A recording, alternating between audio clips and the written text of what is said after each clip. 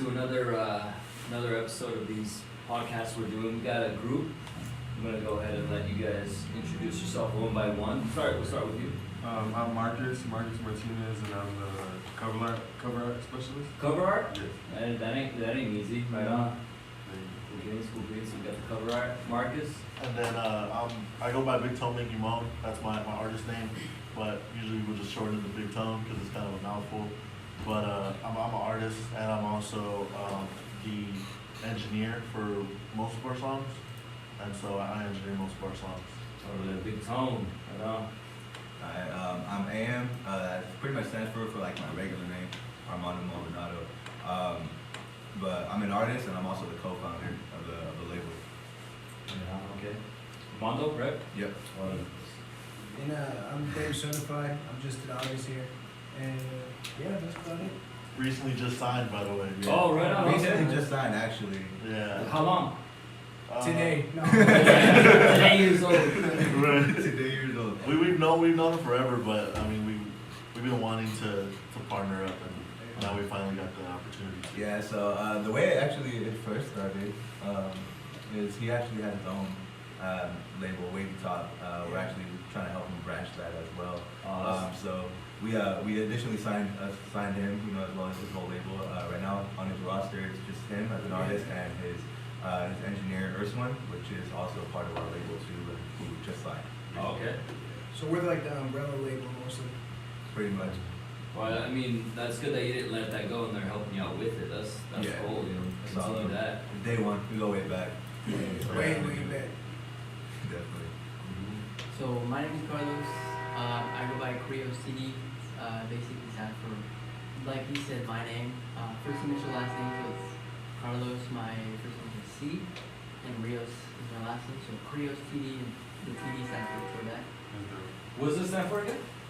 Creos Toadette. So it's my first initial, last name, Okay. and Toadette. Gotcha.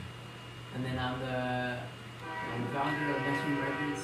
I do make beats, and then I engineer like some of my own stuff, and there's a lot of some of their stuff. And that's what I do. Right on. So you guys are pretty friendly with just engineering in general, then, huh? Yeah. Right on. Cool. And so my name is Rex. I'm a producer for Messy Room. And so I've been a producer for Messy Room for about like 2 months. And like This fucking train. you wanna wait until like it passes? Yeah, hell yeah, we'll wait it out. I think it's I think we should redo it Oh, no. from Yeah, Rios. Yeah, there's a fucking parade. Yeah, there's It's like a light truck show. parade. Yeah. Oh no. Oh, Yeah. the train. Y'all can go see if you want. Hey, we'll tell them to calm down. Like, come on, guys. All day. Today. We'll leave you top, right? Yeah, Wavy Top Records. Oh. Yeah, Dave Certified. Oh, he's my name. Sorry. Look, It's a light show. Damn, bro. Alright, bro, we get it. You outside. We trying to make it big in here, bro. It just got worse. So Marcus, Big Tone, Armando, Carlos, Carlos is the homie right here. Dave. Dave. Yeah, Dave Certified. That's My bad. I don't have headphones on, so it was kind of hard for me. Makes sense. Yeah, that's fine. Steal this. If you guys want something, no. Sure.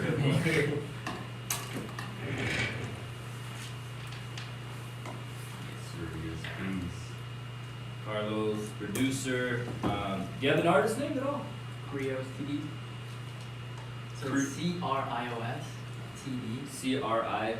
OS. Creos. Yeah. Okay. And And then then TD. TD at the end. TD. That one's optional. Titty.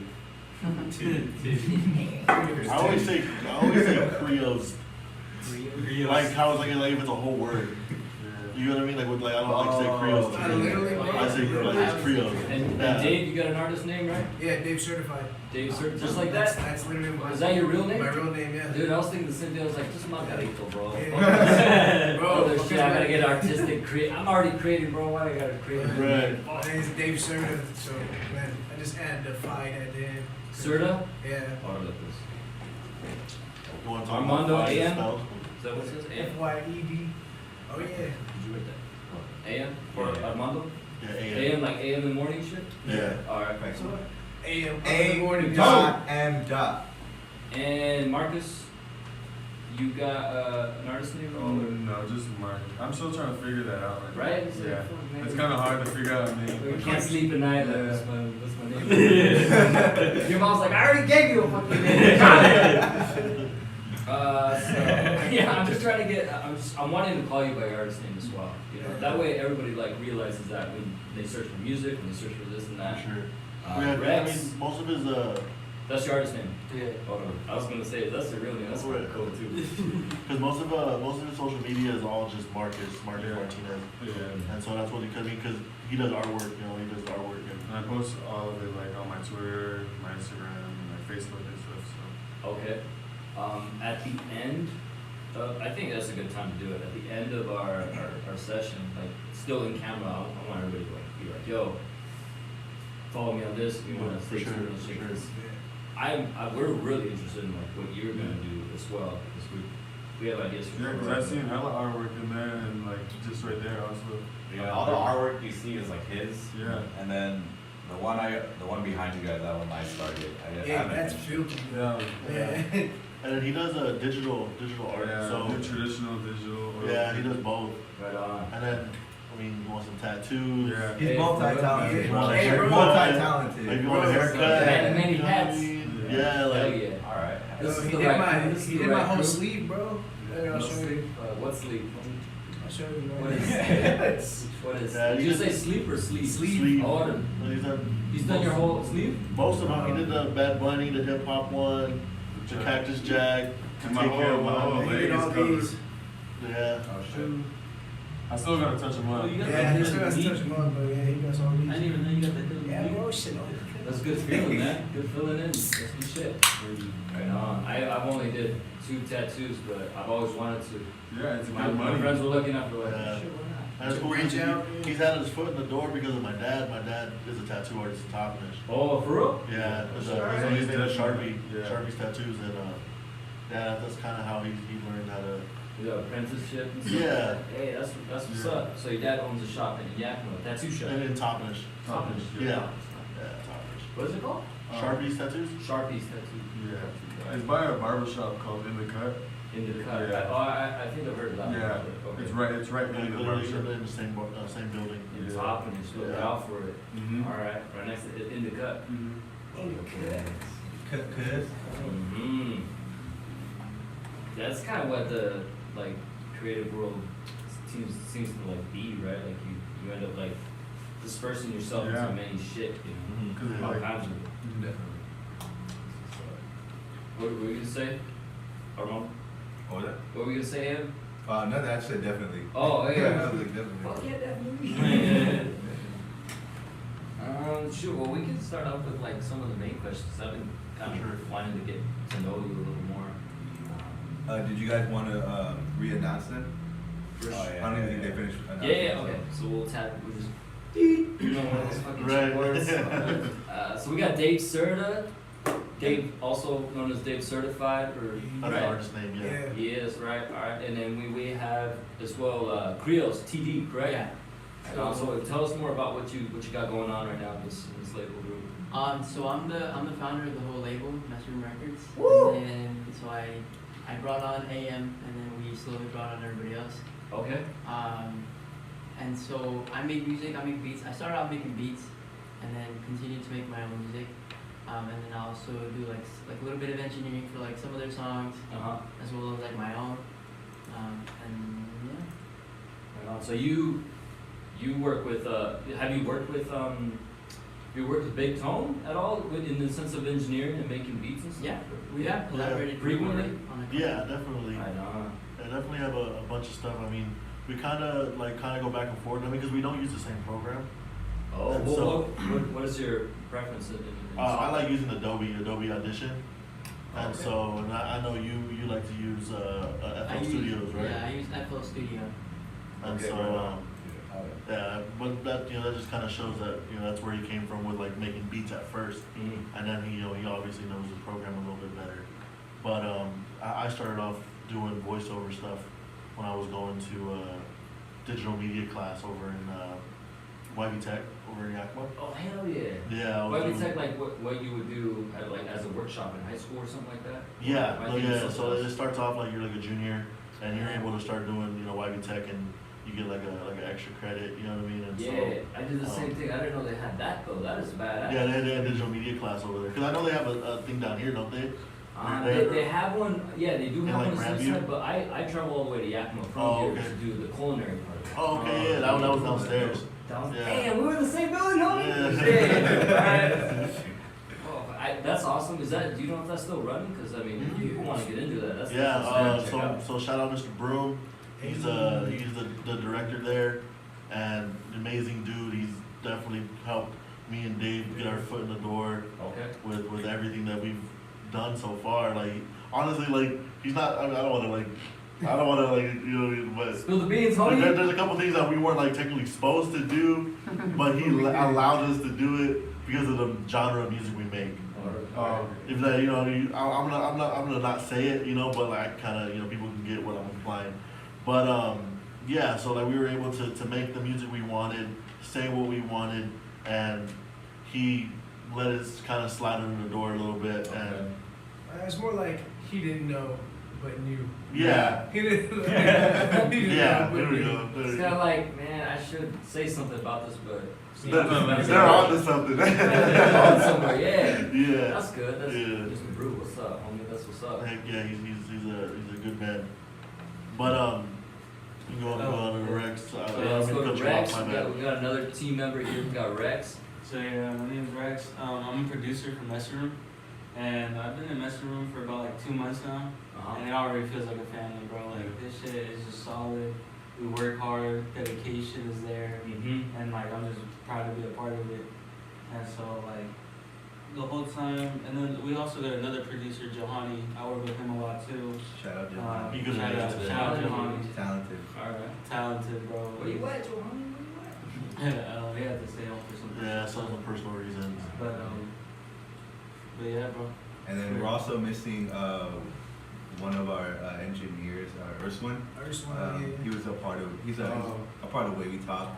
What was that name again? Urswin? First one. First One? Yeah. That's a unique name. That's cool. Yeah. Yeah, he started out when graffiti. He's a homie, one of our best friends, and he was also in Mr. Broom's class too. Yeah, that's kind of how like we all kind of came together. Yeah. It all, I mean, like for like us, like our trio. Alright. Yeah, and so I mean we can get more in depth, like here in a little bit, but I definitely want to keep Them getting was the everybody's. roots. So I felt like I was missing it out. I'm in Mr. Bruce. Yeah.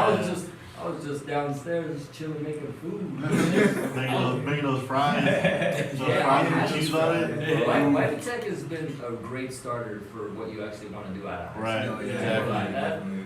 that program's a blessing. Mhm. Yeah. Mr. Roomers. I mean, if it wasn't for it and Mr. Brew, like the professors and teachers there, like we wouldn't be where we're at now, right? Exactly.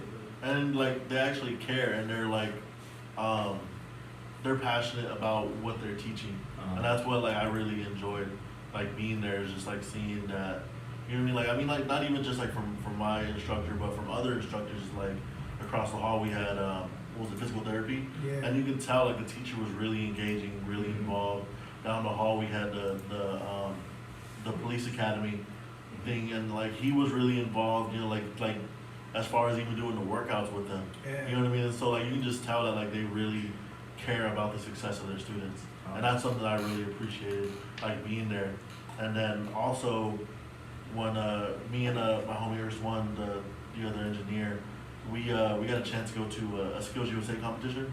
Oh yeah. Yeah. You take your crafts to Right, and so we yeah. we did radio production, and we got third in nationals. Yeah, we got third in nationals. We went to Kentucky, but like our instructor wasn't able to be there with us, but the other instructors that they provided for us to travel with us, they were really engaging as well. Even though they didn't know us as well as our instructor, they still cared for us, and you know what I mean, like as we were part of their class. Yeah. And so it was like it was another relationship that we also got to build off of that. They And treat so you no just different. some really good people that work there, really good people. No, we did leave out somebody else. Gotta save the best for last. So we got two that are missing right now. The two producers, correct? Yeah. One engineer and one producer, yeah. Oh, okay, cool. And so the last one is gonna be Wise. Oh, yeah. Wise OT. He's Wise like that man is wise. Yeah. Yeah. Alright. His name is Josiah Wise, right? Josiah Wise. Josiah Wise. Wise is his last name. Oh. He is an artist, producer, engineer, same as I do. He has his own thing called Wise, his own little branch. Uh-huh. And so we're kind of just trying to help him out, also like expand in his craft. He's kind of doing his own thing right now, but he couldn't make it today. He had to go to some birthday party. Real talented dude, though. Yeah, Yeah. like instruments and When you piano. Just another man Yeah. many hats, huh? He's definitely somebody else. Yeah. Like he's uncomparable in my. And then he also like draws and does his own cover art Yeah, he does his own sometimes. cover art. So he's like all of us in one. Yeah. That dude got like 7 arms. One holding the microphone. Yeah. Mhm. No, real talented guy, real good guy. You know, he's a really nice dude. You know, definitely has a lot of things that he goes through, personally, but he is able to find his way through music and turn it into something positive, Yes, sir. And so, The music's dope. yeah, definitely shout out to him. Wise. His music Sorry. is always worth the wait, though. That's the thing. Bro, Like, yeah. he'll take a long time to drop something, but like it's like you can't even be mad at him because it was so good. And you're just like, well, damn, all So right, I that's guess. what you've been working on. Right. Alright, no said. Alright. So Wise, I'm sorry you're not here, but hey, maybe another time. Definitely. I mean, it seems like you got a good group, that's for sure. We're pretty stacked, bro. Honestly, in my Yeah. opinion. Like, And then also like not even like just like talent wise, but also just like our bond. We definitely have a good like relationship with each other that we're able to like talk about the things that we feel we need to improve on, things we feel that need to be done, and not kind of have a sense of hostility. Yeah, You know what I mean? communication is definitely a key part in the ingredient of Right. success, I think, in anything. Exactly. Unless you're a solo man and that's all you Yeah. do. That, And bro, and a big part is we take criticism real well. We don't take it to heart. It's always, if you improve on this will happen, and Yeah. we take it pretty well. well, we're always able to kind of elaborate like on each other's ideas. Okay.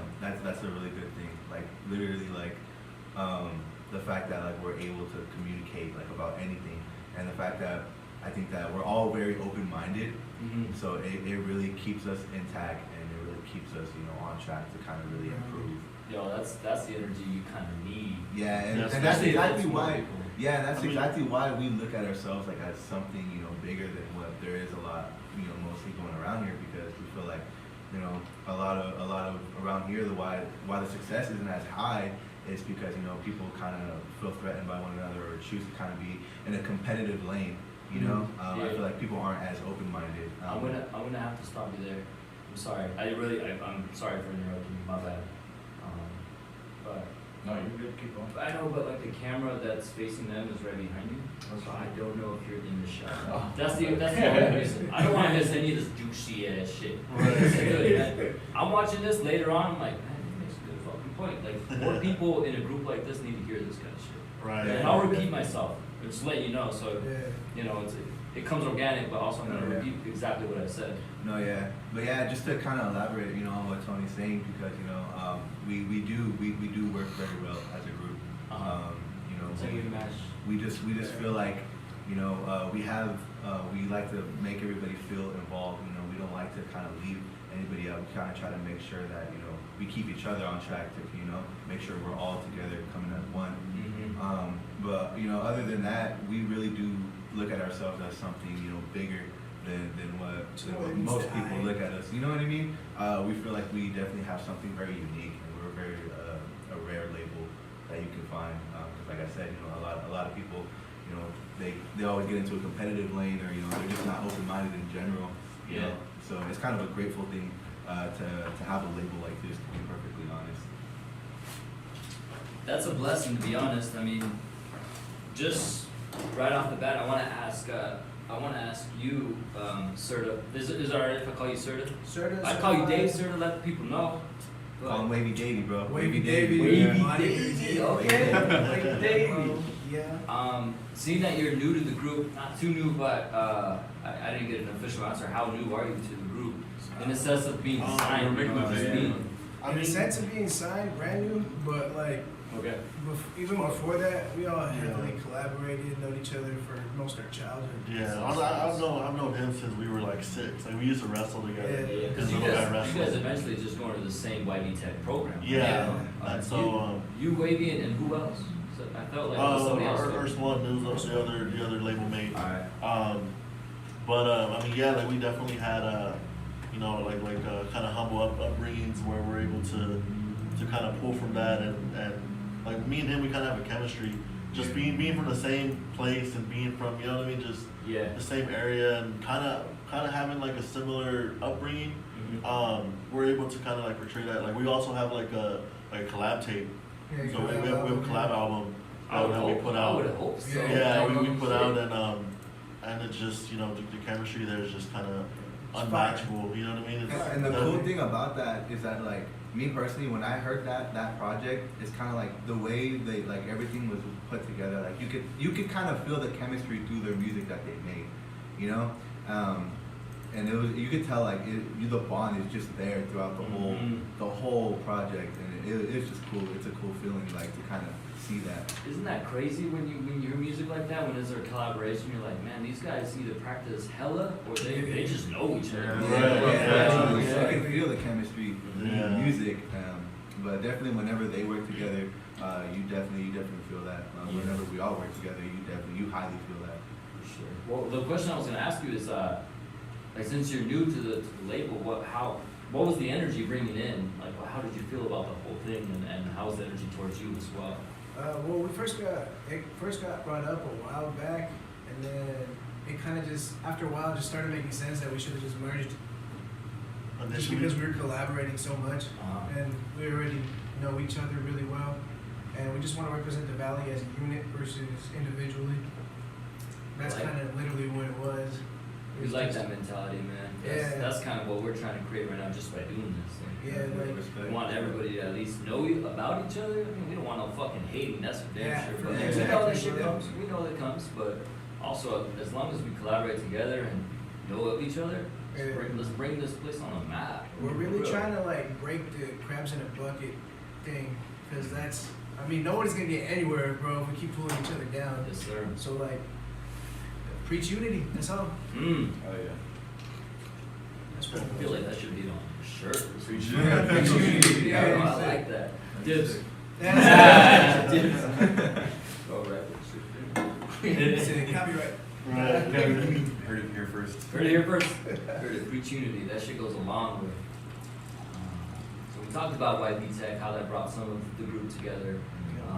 Did any other people from the group meet before the group was actually created, or the label was actually created? Me, I actually knew Yeah. Tony.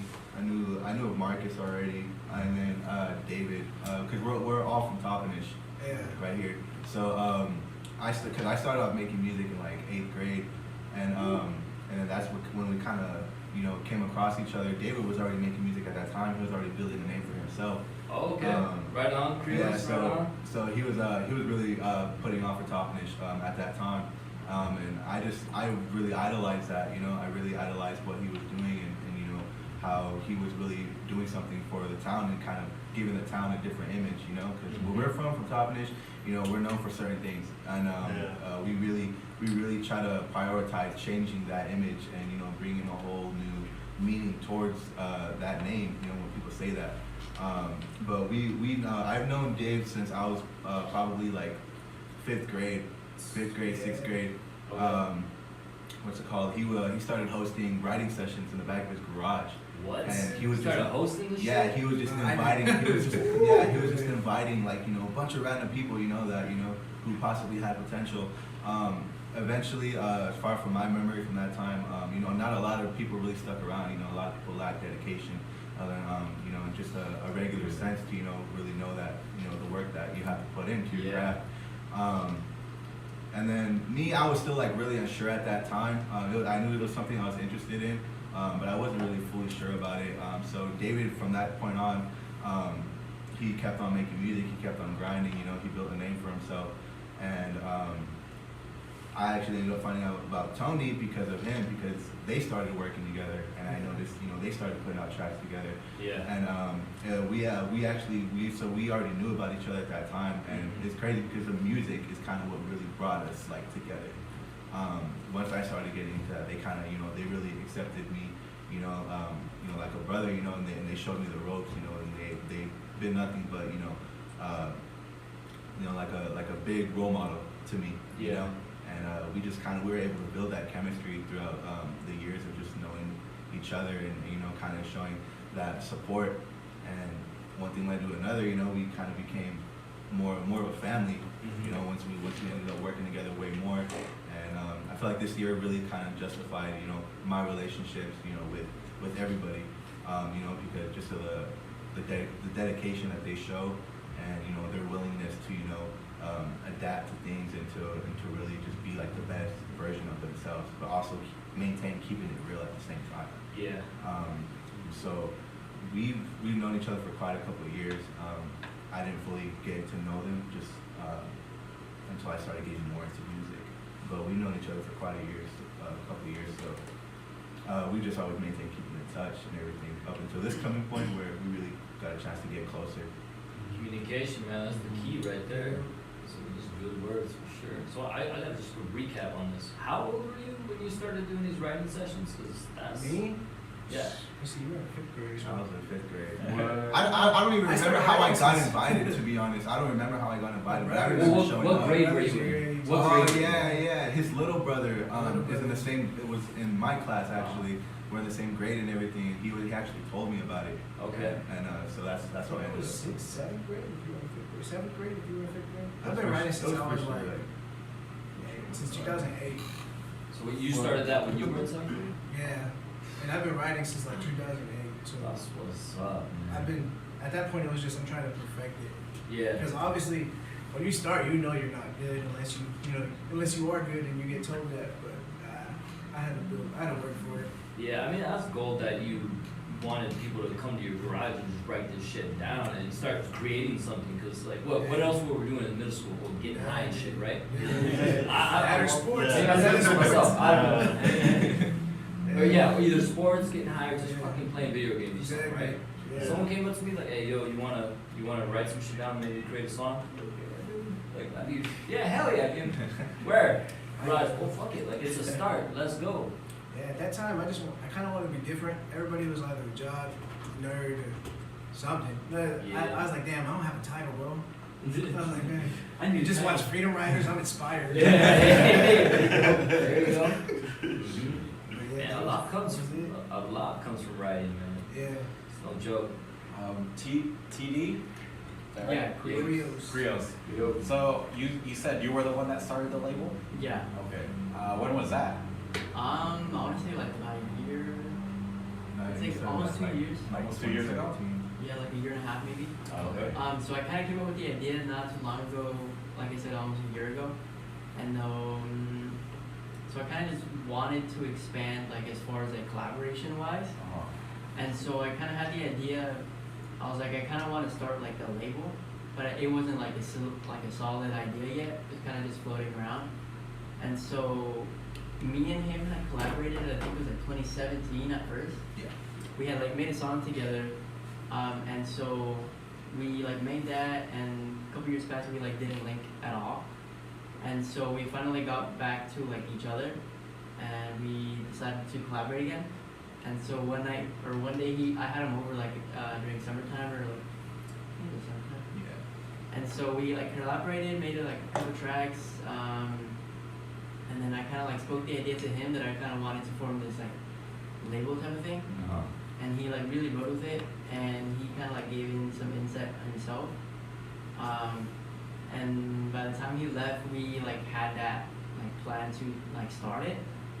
And so not too long after, that's when I like announced that I had the label, and then he was the first signing.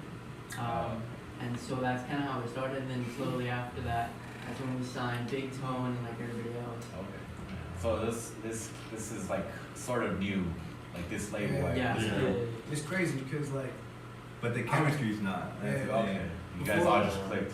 Yeah, pretty much. Like as more people kind of started coming like around us, it was just like we knew who we were gonna click with and who we weren't. You know what I mean? And they're like the people who we don't click with. It's just, I mean, like sometimes we might work with them, sometimes we might not. But for the most part, like this is our crew. You know, this is who we ride with. Okay. And Krios, what you said you made a song with AM. With AM. Or okay. Yeah. So Yeah, AM was the first in the logo, right? Yeah, so we had made a song. It was just like a SoundCloud song we did, and it was. I think we both kind of knew it was like a flop, you know. And I remember we dropped it, and then like I think a couple weeks later, probably, I checked to see if it was still up there, and then I noticed it was taken down, and I was like, all right, good, because I was not satisfied with that at all. Like, you know, I feel like we half-assed that song, and then we kind of fell out of touch for a couple months. Actually, and then we ended up he had posted, like, you know, he was getting an article done on him from Yakima Herald about him and his music. So like I kind of, you know, I slid up on that and kind of just sparked a conversation of, you know, how he was able to make that happen, kind of just asking for advice and everything. So he invited me over, and we did do that. We made those songs. It started off from us making that first song we intended on doing. And then it went from me getting on one song to me hopping on like a couple multiple songs. Yeah, alright. Just because, you know, I was kind of taking advantage of the chance that I got to show him what I was capable of doing. And there was one song too, sorry to like cut you off. His first drop with the label, it's called Graduated. Oh yeah. I had like played the beat for him. I was like, this is what I got. Like I kind of like want to make a song off of this. And then I was gonna keep it like for myself. I was showing him like the beat. And like as I was playing it, he like started like freestyling or not. I think it was a song that he had. Like written. I had verses ready to go. Yeah, like, and you he know, just for started. anything. I was prepared. He just started going off, and I was like, let's record that. Yeah. And then Let's we go. recorded that one like on the spot, and then like the one that we had first dropped together too. Yeah. So after making those songs, that's what kind of made us realize, you know, our capability of being able to work together, and we kind of realized, you know, that we had something cool going on. Yeah. And then so he brought up the whole idea, you know, of him wanting to start Messy Room Records, and I was fully for it. And then he ended up signing me on. Then I just kind of ended up, you know, getting all these ideas and, you know, bringing up all these people, you know, to him to sign, which is obviously, you know, the people we have here right now. Yep. So you know, I kind of just, you know, wanted to help, you know, expand the label and take a big ownership on my part. But so Krios, do you rap as well, or you Yeah, just on the engineering side? So I wouldn't call it rapping. I Yeah, would like like sing a little vocals? bit. Okay. So If only we like had something to like play like their music back or something or So I highlight do shit. make music. Like I said, I started off making beats with my homie Wise, the one that's not here today. Yeah. We met freshman year, and then so like before like I started making music, I used to be like on Xbox, like beatboxing. Like I don't know if you've ever seen like videos like that. Oh, like, I love shit like that. Yeah. Yeah, so that's what I used to do, and then through that I met somebody who had FL Studio, the program that I use. And so I downloaded it, but I never got to like actually to learn how to use it. So it was just sitting there. I met my homie Wise, and then he kind of like brought me onto like making beats. And so, cause we used to be just like pen tapping in class. And then I was like, bro, do you make beats? You should make beats. And he said, yeah, I use like this. And I was like, oh snap, I use it too. So we kind of like collaborated, and he like taught me the roots, and I kind of just built off of that. But yeah, and then I started making beats not too long after, around like 2018. I think I made my first tracks. And so yeah, so I do make my own music. Spotify, Instagram. But it's all self-taught, right? Like you taught yourself how to use FL, or like off YouTube, or how'd you learn? Wise taught me the roots, like basically just like how to like put stuff together. But I kind of just built off of that, like YouTube videos and stuff like that. How do you guys? So when you sign someone, do you have like contracts, or is it just kind of like a? It's more verbal agreement. Okay. For now. We Yeah, definitely don't because- want. Oh, look, I mean, you know, doesn't mean it's your guys' thing. No, because we don't like do contracts really, because we're more of a label where we kind of want to, you know, set like certain examples, you know. We kind of just gotta go based off, you know, the loyalty, you know, and the bonding. We're a label that simply kind of just cares about bettering, you know, whoever's involved with our label, creating better opportunities for them. Yeah. So, you know, we work our asses off individually and together to create better opportunities, not only for us, but for the whole label. And that's just kind of just been like what we go off of, you know, and it's kind of been like our motto. Kind of just, you know, working with people, you know, not only, you know, within ourselves, but, you know, also looking for potential talent just in the Valley in general. And we just go off of pretty much that. We don't do contracts. We just kind of go off of bringing you on to help you better yourself, not only as an artist or cover art specialist, whatever you are, not only to better yourself at those, but to better yourself as a person.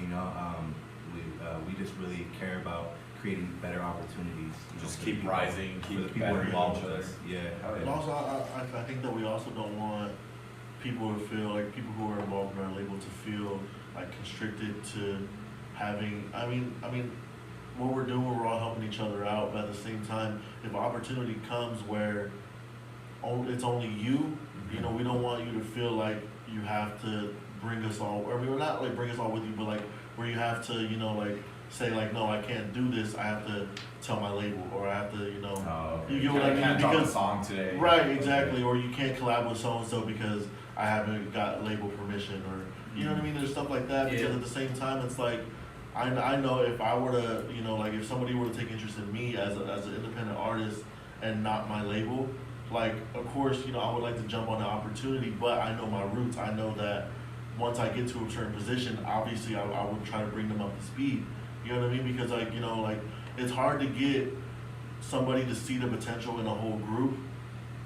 You know, at one point, you know what I mean? Like you look at the big artists like Drake, like who else? Like Kanye West. Like they have their own little labels underneath them that they were able to, you know, they got to a position where they're able to bring them on. And like OVO, for example, you know what I mean? Like he started off with Young Money. He, you know, established himself as an independent artist, and then he was able to bring up his friends and bring up the people who, you know what I mean? And You so don't see the full artist like right there and then. It's like. And so, but not just me, but like anybody here. Mm-hmm. And so that's just kind of how I feel that, you know, we view the whole thing. Because I mean, it's just, you know, we definitely don't want to, you know, drag anybody down. You know what I mean? But you know, we do want to propel everybody up. And so it's kind of the idea that I feel is around that. It's kind of more like a blood pact kind of thing instead of like without cutting ourselves. Yeah, like you're completely obligated to do like whatever you want. You can work with whoever you want. You know, we just want you to be able to be a consistent person, and you know, and to really kind of perfect your craft. You know, and just get better opportunities for yourself. So like we're not a strict label where it's like, you know, where it's like, no, you have to do this, or you know, we don't tell you what to do. You know, you're obligated to do whatever you want. Yeah. You know, as long, the only thing we're strict on is, you know, making sure that it's beneficial for you. That, you know, it's gonna do you good. Yeah, you gotta watch each other's back for Exactly. sure. Exactly. You know. You gotta do what you want with other people, but Yeah, also and keep in I- mind that and we're I- your family. Like let's take care of each other. Yeah, Bro. and you know, we know, like, you know, there are a lot of people. You know, I've heard it myself where there are people out there who, you know, say about, you know, wanting to work, you know, or you know, feeling some type of way because, you know, they don't, you know, we don't hit them up to work and everything like that. Like as much as we preach about, you know, unity and everything like that, like we did this to set that example, to show that you can do it on your own. I feel like, you know, a lot of, you know, some people kind of consider it like as a free ride, you know, like we're not trying to show that. Like we're showing that, you know, we work hard together and individually, you know, and that's what it's gonna take.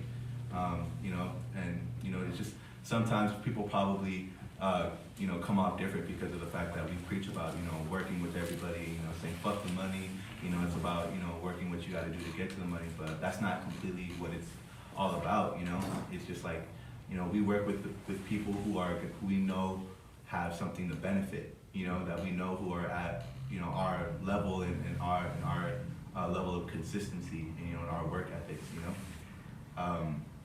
But that's just what we go off. No contracts, nothing like that. You know, we just, you know, you have your freedom. You know, you have your freedom. You know, we just want your dedication to, you know, the label and everything like that. You know, and you're 100%. Right on. One question I want to ask is, so I would say where you're from, but we already know that some of you are from Toppenish. Yeah. All right here. All right, here's Here's Toppenish. That's Yakima. Okay. That's Yakima. Cool. So, Krios and Rex, you're from Yakima, and so are you, right, Marcus? No, I'm from Toppenish. We're all, Oh, so okay, so all Yeah, four of you all of guys us are are right brothers. here. All of you, okay, Yeah. cool. we're brothers, Right and so. And you guys all met through either school or brothers through friends. Yeah, everything's kind of interwoven. It's crazy. Yeah. Yeah, Yakima and Toppenish ain't that far. Yeah, Right. Yeah, it's like 20 minutes. I actually found out more about Marcus because I used to go to the middle school. Yeah, I was about to say. you remember that I used to go to the middle school and just they would like allow me to have a whole like day, Like a whole class period. yeah, a whole like class periods, like a whole day where I was just like talking to kids about music and I was like performing for them. And So I have helping videos on them write Facebook. raps. Like this Oh, guy yeah. wrote a rap in there. He wrote on a rap on the whiteboard. Yeah. And everything. Like, it was fun. It was cool. So that's how I kind of found out about Marcus. He was kind of like he was a very like energetic kid. He really stood out from from his peers. Obviously that would make sense because how multi talented he is. Yeah, for sure. But I knew about Marcus like around that time.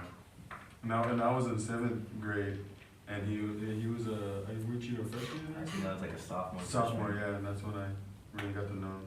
Okay. Where do you guys have a place where you go record? Like, is there a spot or is it each of you We has don't have a their own? certain location. We either just record at his room studio and then his room studio. Okay. Yeah. But we have me and Krios, we've all kind of like know that we would hopefully soon would want to like get our own building to be able to host sessions and things like that. It's definitely on the bucket list for us.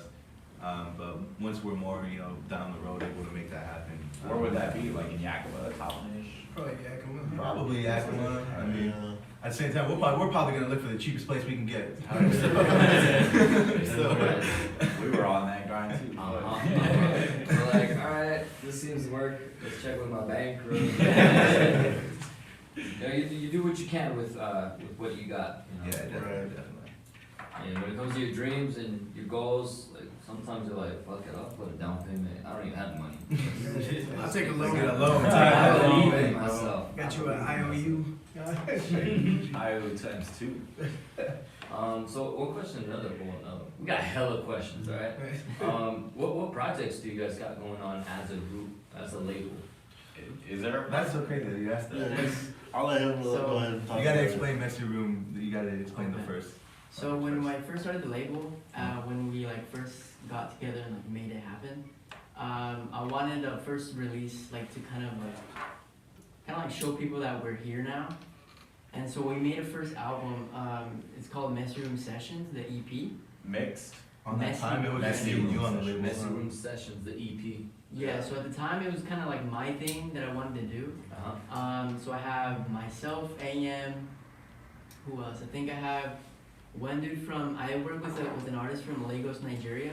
His name is Earl John Doe. So I have him on there. I think I'm missing somebody. I might be missing somebody. No, But- Like who was Funny featured on it? Wise. Like who was featured on it? Yeah. Antoine was featured on it. Oh yeah, Lil it's, Lil San from Seattle. Oh. His name is Antoine San. I have him on there, and so we kind of just brought this album or EP together, and kind of it like just happened out of nowhere. And so we named the Messy Room Sessions the EP, and I had an idea. I was like, now that we have like a whole label going on, it's like I want to like give that like a new meaning. And so I kind of want to make it a yearly thing to do like Messy Room Sessions albums. And so Okay. this upcoming year, 2021, we do have a Messy Room Sessions, the album, coming out. Alright. So we're starting to work on that. I got something in the works for that. How many songs was the EP? 6, 7? I don't remember exactly. I think it was like 7 or 8. Yeah. And did you say you had a second Messy Rooms coming out? Where that was the one that we're in the works of right now. Oh, the 2021, okay, Yeah. for sure. So 2021. Because now we have like all these new people that's kind of been involved now. Yeah. Within, Yeah. I mean, it's all really been within this year. It's Yeah. kind of that we've kind of built. Because I mean, when I first joined, it was just you two and Wise, right? Yeah, White kind of came a little bit later, but yeah. Oh, okay, yeah. So yeah, and like they signed me, my brother, and yeah, it was kind of how it worked out. And so then we got Rex and Johanny, and then now Dave, and it's just like, you know, we're definitely gonna start making more music, you know, like, and kind of put it all together As a group. as a group, As a label. right? Yeah. Rex, you just do producing? Do you? Yeah, bro. I just do vocals? producing, but I've dabbled into like getting like writing, but I can never get like like if I hear a beat that I really like, I'll probably write something down real quick. But if it's something that like just doesn't really spark inspiration, I just kind of leave it alone and like, you know, go to maybe a new beat or just like make a new beat or something like that. He definitely know, like when he makes beats, like I remember just like hearing him like in the background, just like freestyling some shit, or just mumbling and stuff. And so he definitely, you know, tell that he has that in him. And so Yeah, every producer's a low key rapper. Yeah. They just dabble, but yeah. Would you ever get into ghostwriting? I would dabble into ghostwriting, but I feel like in this group that I'm in right now, I don't need a ghostwrite because everyone's a pretty good writer by themselves. I mean, Or there's maybe- one song he maybe did like- for. Yeah, maybe like Tony like says a bar and he's like, oh, I can't finish it. Then like, you know, there's like we definitely three had other a lot of those people. situations. There's been a couple times where like maybe like I like a beat, or I know I can rap on a beat, but I just don't know what I want to say for the first line, or I don't know how I want to come in at. And then Dave, I'll tell Dave like, yo, like literally just give me like 2 or 3 words, and then I'll just go off of them, or give me a line and I'll go off. And then all of a sudden it just sparks up all this new stuff. I just need, you know what I mean? It's, sometimes you just need that starter. And then there, you know, there's been times where like he can't finish something, or you know he you know needs something different, and Yeah. I'll help like, him out. it's kind of like that writer's block. Yeah, like a little writer's block, and you know we definitely like, you know, strive to help each other out, you know, in those situations. We're able to use each other to like break the writer's block. Yeah. Yeah, And it's really pretty cool. fast too. It's crazy. Yeah, it works fast too. Before all this, bro, I got writer's block and it lasts a couple months sometimes. And Oh, now I I feel can just that. bounce ideas off a bunch of. Yeah, there's a times bunch where like of he'll beats. just like send me like a little snippet or a little voice recording of him, and be like, hey, I need like, you know, like next 2 bars, or I need, you know, just to finish it off or whatever. Like, And I I'm think I like, should send all right, I this got you. You know, and I'll send it right back to him, you know, the way that I hear it in my head, and it's just, you know, it just happens. Oh yeah. Yeah, you need that sometimes. Definitely. That's good. And you know, That's people, good. and I know people like, especially in the hip hop community, they like try to stray away from that because they don't want to come off as like unauthentic or like, you know, Yeah. you know what I mean? Like they're having a ghostwriter or whatever. But it's like at the same time, like everything is a collaboration. You know, like anything you do, like with like beats, like they collab with, you know, different sounds. You know what I mean? If you really get down to it, you know, you collab everything together to make a like song. the technical aspect. Mhm. Even like as a producer, like I know what I can make, and I'll try to make, like, let's say Tony's like, hey, I like this beat, but I don't like this part of the song. You think you can remake it and like change it up? And I'm like, I'll try, but I'll see what I can do. And then I send it back to him. He's like, yo, that's fire. I'm gonna record on that right now. Mhm. Or like, oh, yo, this doesn't sound right. And that's how I take my criticism. Like, oh, it doesn't sound right. Let me try to make it sound better. What do you use? FL too? Yeah, I use FL Studio as well. How did you learn how to use FL? It was my freshman year, and I just downloaded it on like the tower that I had in my room, and so I was like, yo, this is cool. So I started going on YouTube, finding out how to work it. Self-taught. And then, yeah. Like I just kind of like put the pieces Playing together, a around with puzzle. shit. Yeah. Hell yeah. That's dope. So now I've been producing for 4 years, and Oh shit. yeah, and that's where I'm at right now. Seems like you got a good crew to like work To with. get behind, yeah. Hell yeah. I don't know if you want to ask him about his origin story. I was just about to actually. Yeah. So what Where were you born? Actually, what sparked this like? Wait. Can I go to the bathroom? Oh yeah, go ahead. No. We're supposed It's to a go May on the video, It's bro. a May I. 5 Come pushes. on. I know it's down the hall. Down the hall. Down the hall. Yeah. It's like it might put some Or people they'll on just blast, do it for you but and send it also to you you realize through like it's your a valid Gmail or question. something. Yeah. It's hella crazy. What question? He's gonna ask us Oh, okay. on the spot, so it's more of a genuine answer. Whose music do you not like? Nah. Imagine. Fucking so funny. No, it's something This guy's trying This this. is a lot juicier. I don't like rap music either. So you don't need- I don't like when I drop it, I do it anyways. It's like a good percentage of people, singers, rappers, all that. They don't like their own voice. Like walking. Yeah. I don't know. They're like, I always wanted a deeper voice. Like when I was recording, bro, like the first time I started recording, I didn't like my voice. Yeah. Like I just Honestly, I feel like You gotta most go for it. individuals, just because it's like when you Yeah. what's it called? Like when you first hear your voice, that's the first time you ever heard yourself recorded. You know what I mean? It's totally different.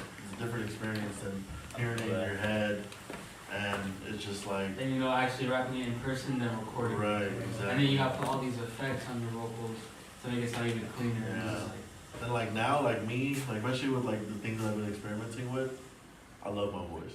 mm. My voice is cool. People, I mean, you guys like it too. You know, People whatever. will give good feedback. Exactly. Just like make me moan. No, that's Like even he when he sent me a song, I'm like, oh bro, it doesn't sound right here. Yeah. And he's like, alright, I'll change it up. Sends me it back, and I'm like, bro, what you just did, straight heat. Dude, yeah, it wasn't You'll send me some of his snippets too, and I'll let him know like how I feel about it. Yeah. It's just like that constructive criticism. They Yeah. can't take it. And just because he's my brother, I'm not gonna like lie to him. I'm gonna tell him like the truth and everything. Same thing with some of my art. He'll tell me the truth about it, or anything I do, like art related. He'll tell me the truth about it. But that pencil thing you did, Oh, that yeah. shit was lit. That was hard, bro. With like I don't even know, it's just like those characters or Yeah. whatever on the side. I redid it. Like I redid a different one. Like this is the new one that I did like at school. Like instead of the pencil one, it's now the Procreate with the Apple Pencil, and then with the pencil on it. Yeah. Oh, that was But fun. I don't know what I'm doing in the You background. know what I mean, right? Yeah. There you go. Good to go, homie. So this camera is not Damn, because son, where'd you find this? so I just have this camera pointed. Dude, it was like a white guy who recorded that. No way. Yeah, it was a Damn, white guy son. and people recorded it. He was like, damn, son, where did you find this? What is up? Is it out of mind? He's like, where the other one he recorded, he was like, It's gonna stop every he was time. like, trap house or something like that. I Yeah, forgot he what did it the was. trap house one. In my trap house. So the trap house. 808 Mafia. So Marcus, what do you want to ask? No, I wanted to ask Marcus, what really sparked, you know, like if it was in your childhood or later on in the years, what sparked this like, yo, I want to learn all kinds of shit. I don't know. Like I definitely started like ever since I could probably. I honestly don't remember like how it started, but I definitely know like as soon as I picked up like a pencil, just started drawing. But my dad was definitely a big influence in my life because I remember being at his tattoo shop all the time because our house was like right by it, and just seeing all the art he was doing, and he definitely gave me the tools to make it better. But I was definitely like a self-taught artist. Okay, right on. How old were you at the time? Like maybe I don't know, Like 6 or 7. 6 or 7. Do you use Photoshop or what do you use to do the? I use Procreate now. It's a $10 app on. It's only for the iPad. Oh shit. Okay.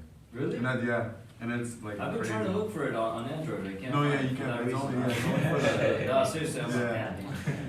It's only for Apple products. Yeah, I just remember like him as a kid, like just seeing him doodle and stuff. Yeah, definitely on desks in school and shit. Yeah. I was always do that. I remember like. Oh, you were one of those. Yeah. He would like bring home homework and it's just like the whole like side of the pages are filled with like And my teachers would get pissed at random me for stuff doing like that. like Yeah. suns in the corner and shit. Classic. The classic S. Right. Yeah, we all know that one. Yeah. But I definitely knew he was talented though, just like basically like just seeing like the progression of like what he was drawing. Like at first he started like just drawing like himself and like he was like really like he really liked Michael Jackson a lot. So he would draw like Michael Jackson. I have a bunch of drawings of him in my room. Like I know it's weird, but I just liked him at the time. He was just dope. Oh yeah, he's fucking. Yeah, Yeah, he is. That's a legend. Oh, yeah. Gangsta, that's music. And then it just turned into like him drawing like portraits of himself and Like like Wiz Khalifa, rappers, yeah, just portraits of rappers. And he's definitely influenced me in a bunch of music, like new music, like he introduced me to so many artists, and that's what made me want to draw. How far apart are you guys? 5 years. Yeah, about 5 years. Yeah, 23, he's And I'm 18. 18. Oh, dope. Okay. Do you guys have a videographer? Like who shoots? Cause I think you guys have a music video out Yeah. right now. I saw that like with the whole. Well, the car scene. Yeah, like he took him actually, out and everything. He shot that video. I shot. He was also in it too. So like one of our homies like just like did he had a stabilizer, like little like Like I a think gimbal? was small, yeah, gimbal, Uh-huh. and he like did like the first scenes because I wanted him to be in it. I was the dude that got shot. Ah, you're the master. And then for the actual like music video like of us performing and stuff, that was all him. Yeah, I just used his phone, his iPhone. Yeah, we just used my iPhone. I mean, because we just wanted to make something quick. Honestly, I was kind of like bored, and I just wanted to put something out because I think like the most of the day before our album came out, or like the week. couple days. Yeah, so it was like a couple days till our album was gonna come out because we have a collab album out that released last Saturday. Yeah, like almost 2 weeks. Yeah. So Marcus, you shot it? Like Yeah. some of it or most of it? Most of it, yeah. And that's what I really want to get into also is, I don't know what you call it, videography. Yeah, I really want to get into that. Oh, yeah. So, He Well, definitely has a vision for it. Yeah. Like he definitely like I mean he's always been the one that like takes my pictures. yeah. Like, people always like tell me like how like photogenic I am. And you're not like to my own horn, but like it's on him. You know what I mean? Pretty boy. You know what I mean? He just knows how to like get like like my good angles and Yeah, you know what I mean? he's got an eye. and then like I mean we obviously have chemistry because he's my brother. Yeah. But like he just knows, and I feel like like if he were to be doing like our videos and stuff as well, like Who was the other guy helping out? his name is Manuel. He's another artist in Toppenish. Yeah. He makes like really positive music. Yeah. You know, like really like self-love type of music. He's a real positive guy. Real nice dude. He's actually He is really actually kind of like my neighbor in a way. Like he like lives like down the road from me. Did you guys shoot that video in Toppenish or? Yeah, we shot it at my house. Yeah, Oh, I shit. shot it. Yeah. Because his house like had like a forest vibe like right behind it. Yeah, it looked Yeah. like you guys are on the cut. Yeah. Right. Yeah. And so it was pretty cool because like I mean in the area it was like kind of out in the cut, and so like it's definitely not a lot of houses around, and it just gave off that vibe, you know. So you guys have an album out now, or is it? Yeah. UNAM? Yeah. Yeah. And so it's called Northwestern. It came out what you said 2 Saturdays ago. 2 weeks ago, yeah. Yeah. That was recent, okay. Yeah, and so we put that out on the 12th. Yeah, on the 12th, December 12th, and it's everywhere. It's on Apple Music, Spotify. Northwestern, right? Northwestern, yeah. Northwestern. If you guys don't mind me asking, like, do you guys use TuneCore or what do you guys use to? I use DistroKid. Oh, okay, just. Yeah, and so just because it's like it was simple, and I like looking like on YouTube was like, what should I do? You know what I mean? How to Spotify. and definitely, I had a lot of positive reviews for DistroKid. Is it on SoundCloud too or not? We can put it on, but I mean, because I know SoundCloud has that paid feature where you can listen to like. So I don't know if it's on there. You know what I mean? Like on the paid on a Spotify Plus. Yeah. I mean on a SoundCloud Plus. SoundCloud Plus. Yeah, but I mean it might be. I really have no idea. But if anything, we can probably drop it because we have like a messy room. What's it called? SoundCloud page. Oh, okay. We could drop it. We'll probably drop it on there. Yeah, and then some of the beats are we paid for off of YouTube. Some of them were from It's like 2 or 3, no? Yeah, and then some of them were I like would get like random like ads on like Instagram of like buying like a 50-pack or buying of just like random beats for cheap. And then obviously a few of them were from Rex and Johanny. Okay. And then a couple were from Krios too. And so we definitely like collab a lot on this album. Johanny is a guy that's missing, right? One of the guys. Yeah. And he's a producer. Yeah. He's like And so recently he just became a rapper. Oh, He sounds like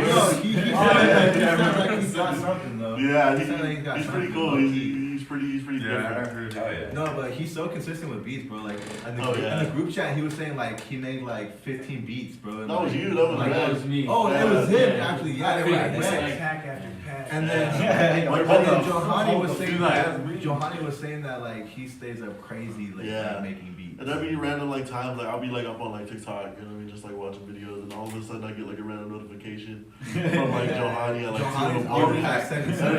It's just like a beat Dude, out. I was like, something, dang. bro. Like, Yeah. What's crazy is that me and Tony have collabed a lot, and he like, let's say he's on TikTok and he's scrolling, he gets a guitar loop, and he's like, yo, I just make this like a loop, and then like if you want, make it a beat. And so like sometimes he'll send me like videos of people like, you know, playing guitar, playing piano. Yeah, and I'll I've just come there's across a some lot of talent on those. TikTok. Yeah, because like there's like random videos where like they'll be like use this in a beat or make this into a beat or whatever. Yeah. So I'll just take the Duet video and beat. send it to him. Or there's other times where like like the other day it was like producers giving like advice about, you know, how you should like layer things or how you should, you know what I mean, like make things or what else you can, you know, like potentially use or what's not being used in the industry so often right now, and I'll send it their way too as well, just to, you know, just to kind of keep our minds wandering and open, you know what I mean, and being innovative, because I don't want to, you know, just be stuck in a box where it's just like, okay, you only make this type of music. You know, I definitely want to have us be unique and like branch out, and also stay true to ourselves, you know what I mean, that's the main thing. Start sharing more about like what you were saying. You found something like I know exactly who I'm gonna send. Yeah. Cause like right now, like recently, I've like kind of been dabbling into like singing and finding more melody in music, and it's only been like within like the last like 3 months that I've really like wanted to try doing it, and yeah, I mean it's been working out. Like I'd be sending Rex a bunch of samples. I'd be sending, you know, like my brother a bunch of things. And I definitely like encourage him to do a lot more of it. Cause I've been telling him like this shit's crazy, like when he sings, and he should do a lot more of it because he's badass. Dabble around and then Right, every other yeah. time, And his process, like the way he comes up with his like melody, is cool, bro. Yeah. It's pretty cool, like being in the studio with him and seeing his process, how he works, bro. Okay. What do you mean? Like, do you Like, like start tell him, humming? tell him. Yeah, I start humming. So basically, it's like I'll hear a beat, and then I'll like run the beat. Like I think Auto-Tune has an auto key on there, so I'll run the beat through there just so I can find the exact key it's in. And if I can't find it through there, then I'll like go online and try to find, you know, like one of those key finders.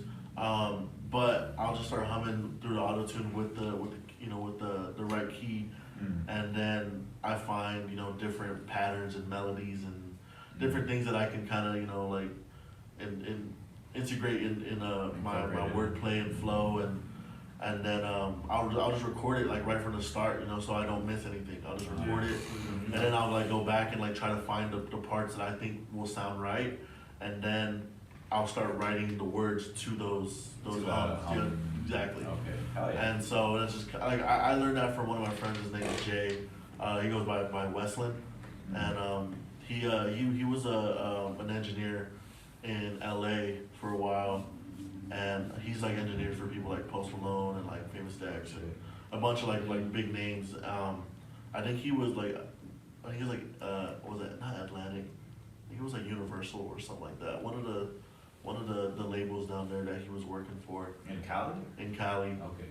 Yeah, I'm not familiar with much of the labels, like the locations, but yeah. So he came back to Yakima recently, cause the whole thing is going on with COVID, and like he just kind of put that inside of me and told me I should start trying that, because that's kind of what I've been wanting to try and get into, because that's the music that I listen to. I listen to a lot of music with a lot of melody, but I rap, you know what I mean? So it's kind of like, you know, but I wanted to start making music that I can also like enjoy making as well, and, you know, kind of get that feeling back.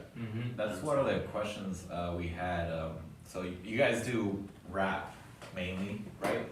You would say like rap, hip hop. Yeah, I would say I'd consider us pretty versatile. But you're definitely trying to make like R&B. I started out with R&B. Oh, Did you? Yeah. I think we're all truly aiming for, like, you know, dabbling in, you know, and things that, being you know, versatile. you know, the things that we wouldn't even picture ourselves. Yeah, but our upbringing, you know what I mean, from like where we kind of started, you know, like collaborating more was through rap. Yeah. You know, we would just, you know, find a beat, rap on it, and and so. But you're definitely open to like do other genres. Yeah, now, like now I feel. I said I was always open to it, but I say now I'm more comfortable with it. You know what I mean? 'Cause I Now definitely- now that you found your like voice and shit, right? Yeah. And then also like another thing that's kind of like helped me try to go that route is like it's hard to find people who can make hooks. You know what I mean? It's hard to find people who can sing. It's hard to find people, you know what I mean, or Like some catchy like maybe shit. people can sing but they can't write.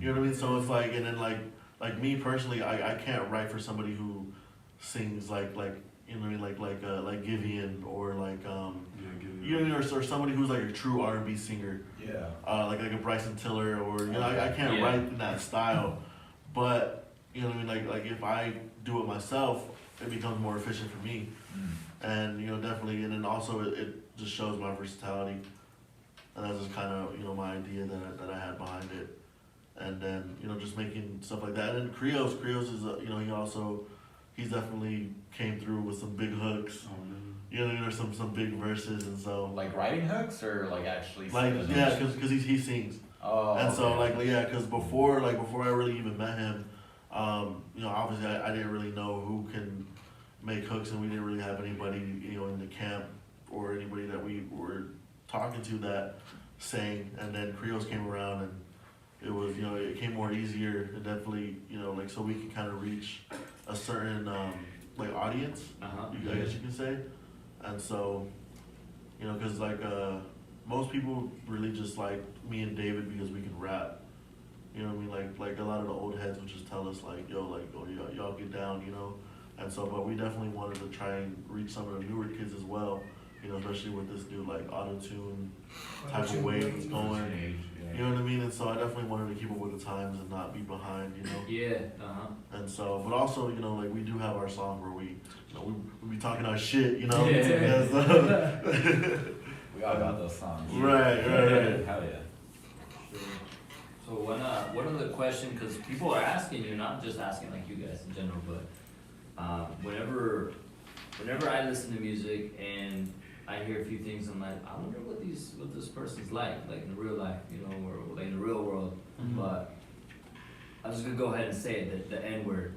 Like I've been hearing it a whole lot, and I've noticed. I don't want to just jump into conclusions like, should you be saying that? But some people I know, I'm like, I don't think you should be saying that at all. Right. What are you doing, bro? What's your guys' take on people saying the N-word, especially like in the Valley, I think? Me personally, I feel like I don't know. I mean, Like, I don't think it's a word to use around in like a public type of aspect, but if you're with like friends, then it's like, I think it's personal. Yeah, If you're with friends, but if you're using it in a public place and like so many people are around, then it's not to be spoken about. honestly, I think we like. I mean, everybody else kind of has their own like preference on it. sure. But for me, like me, I'm not gonna speak for my brother, but for me, I grew up being called that. You know what I mean? Like my dad, he lived like when he moved from Mexico, he moved to Florence Street in Compton, and most of that was all blacks. Like his grandma was the only, you know, like Latin woman that lived on the block full of blacks. My dad grew up dark skinned, so all they would call him was nigga. And so, like growing up, like that's just what we were called. You know what I mean? Like people just called us that. Like my dad would just say, you know, like good morning, nigga, or you know, like it's just kind of it was just like in a part of our language.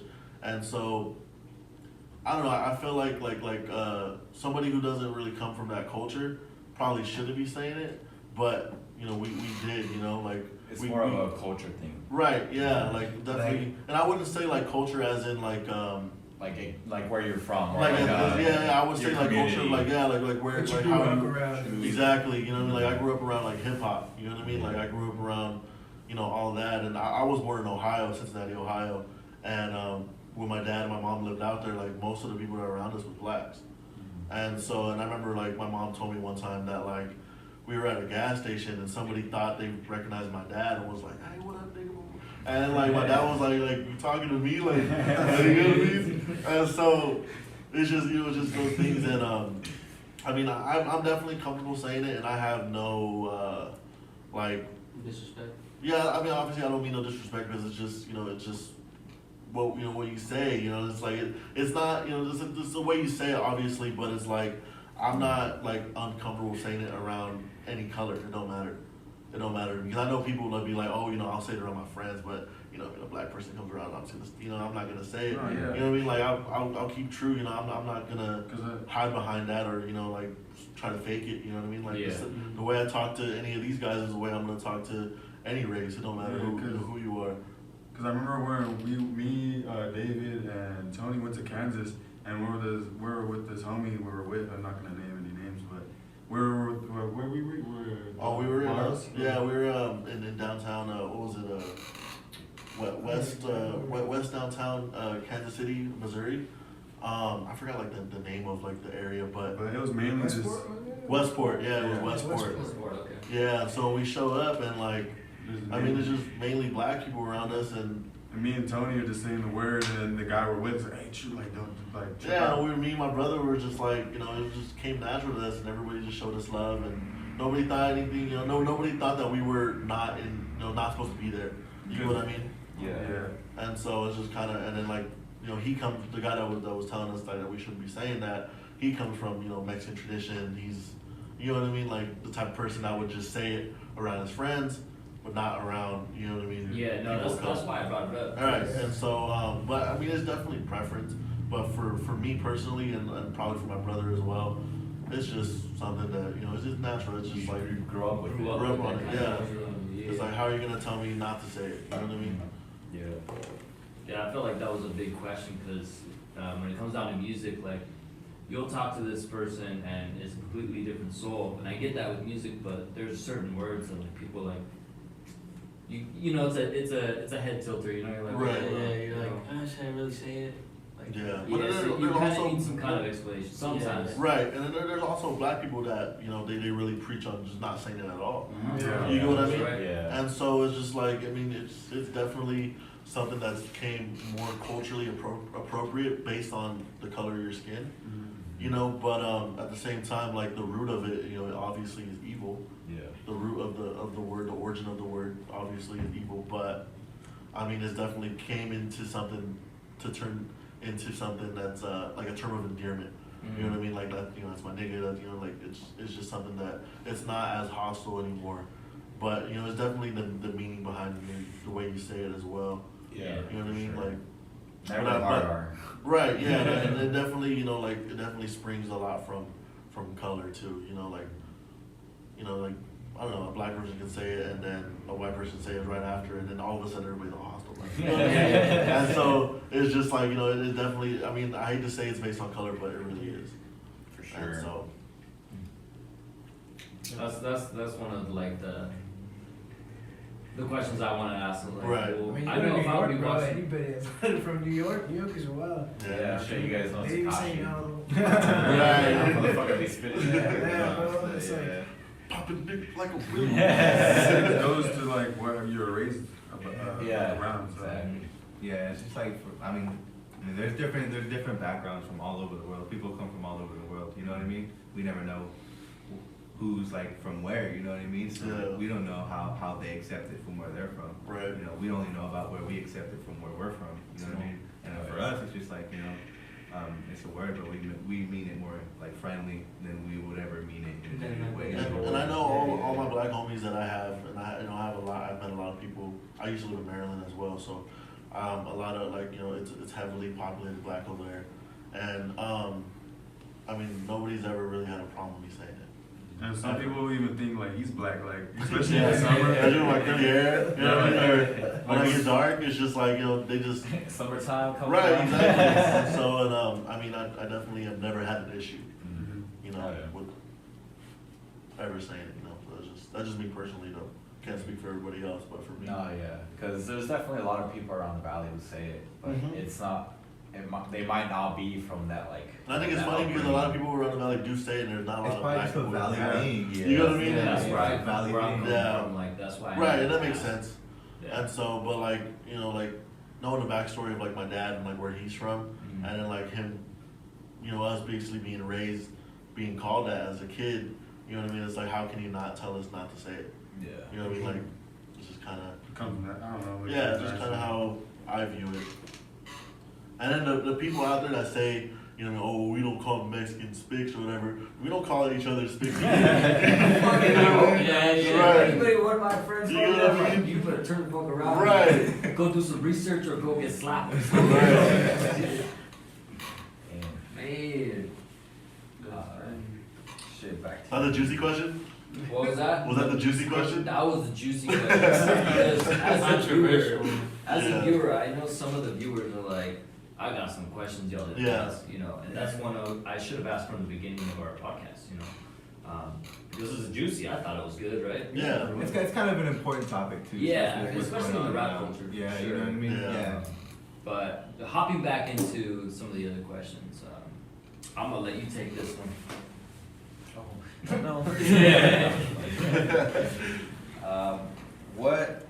So we talked about, you guys are definitely willing to do other kinds of music, like R&B, whatever, like singing and stuff.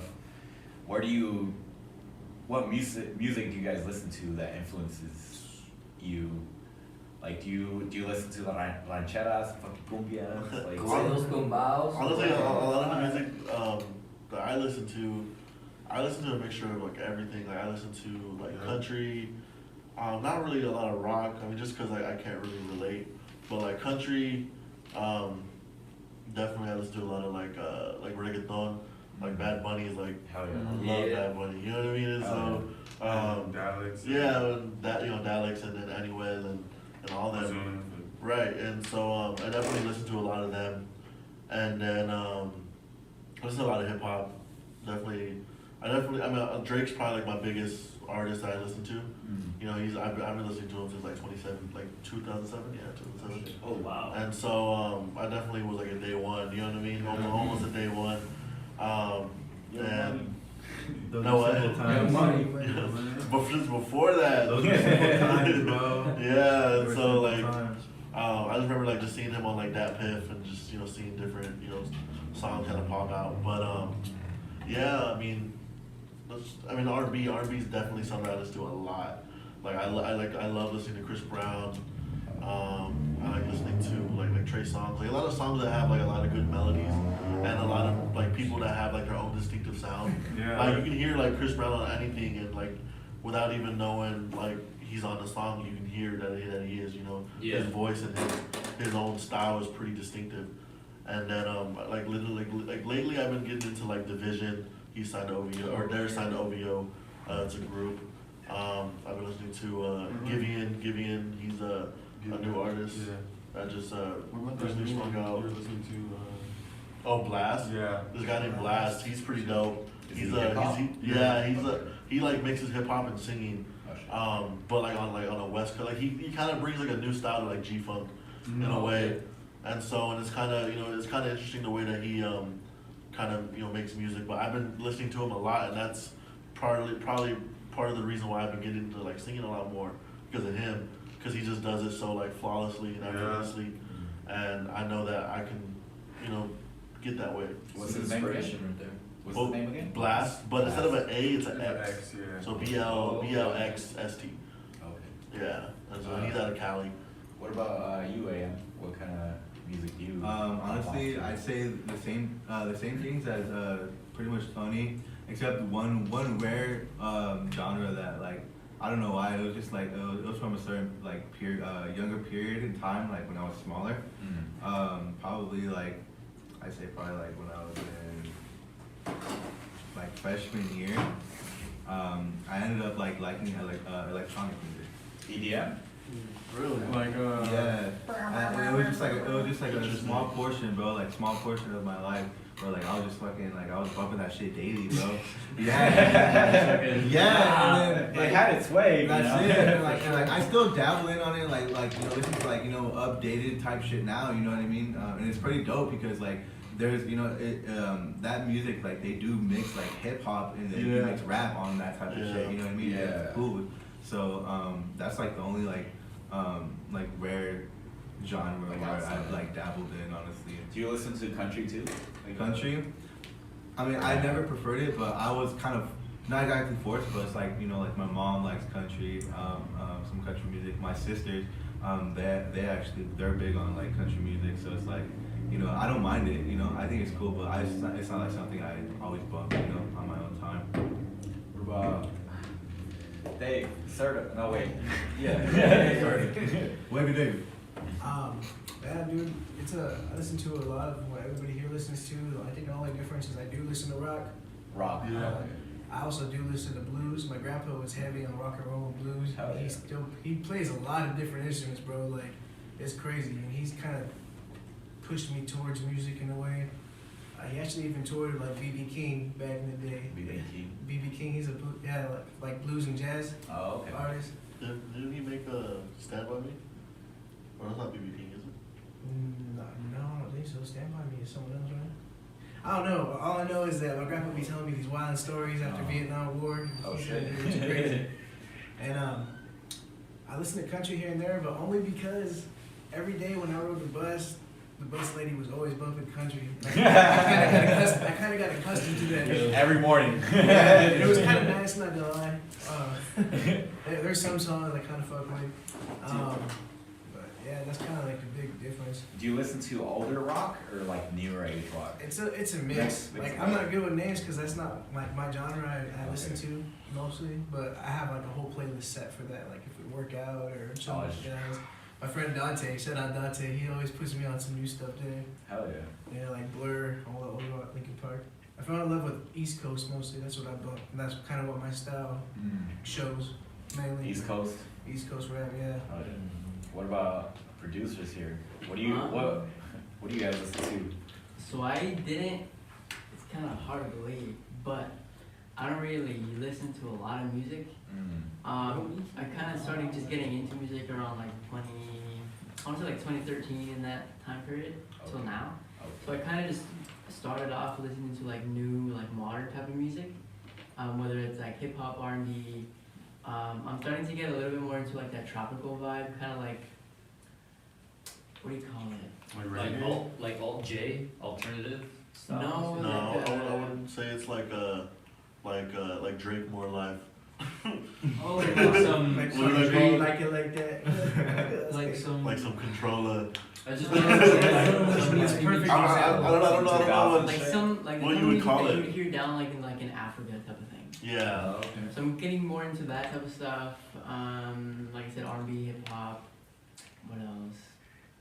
I think kind of like everything in between except for like country.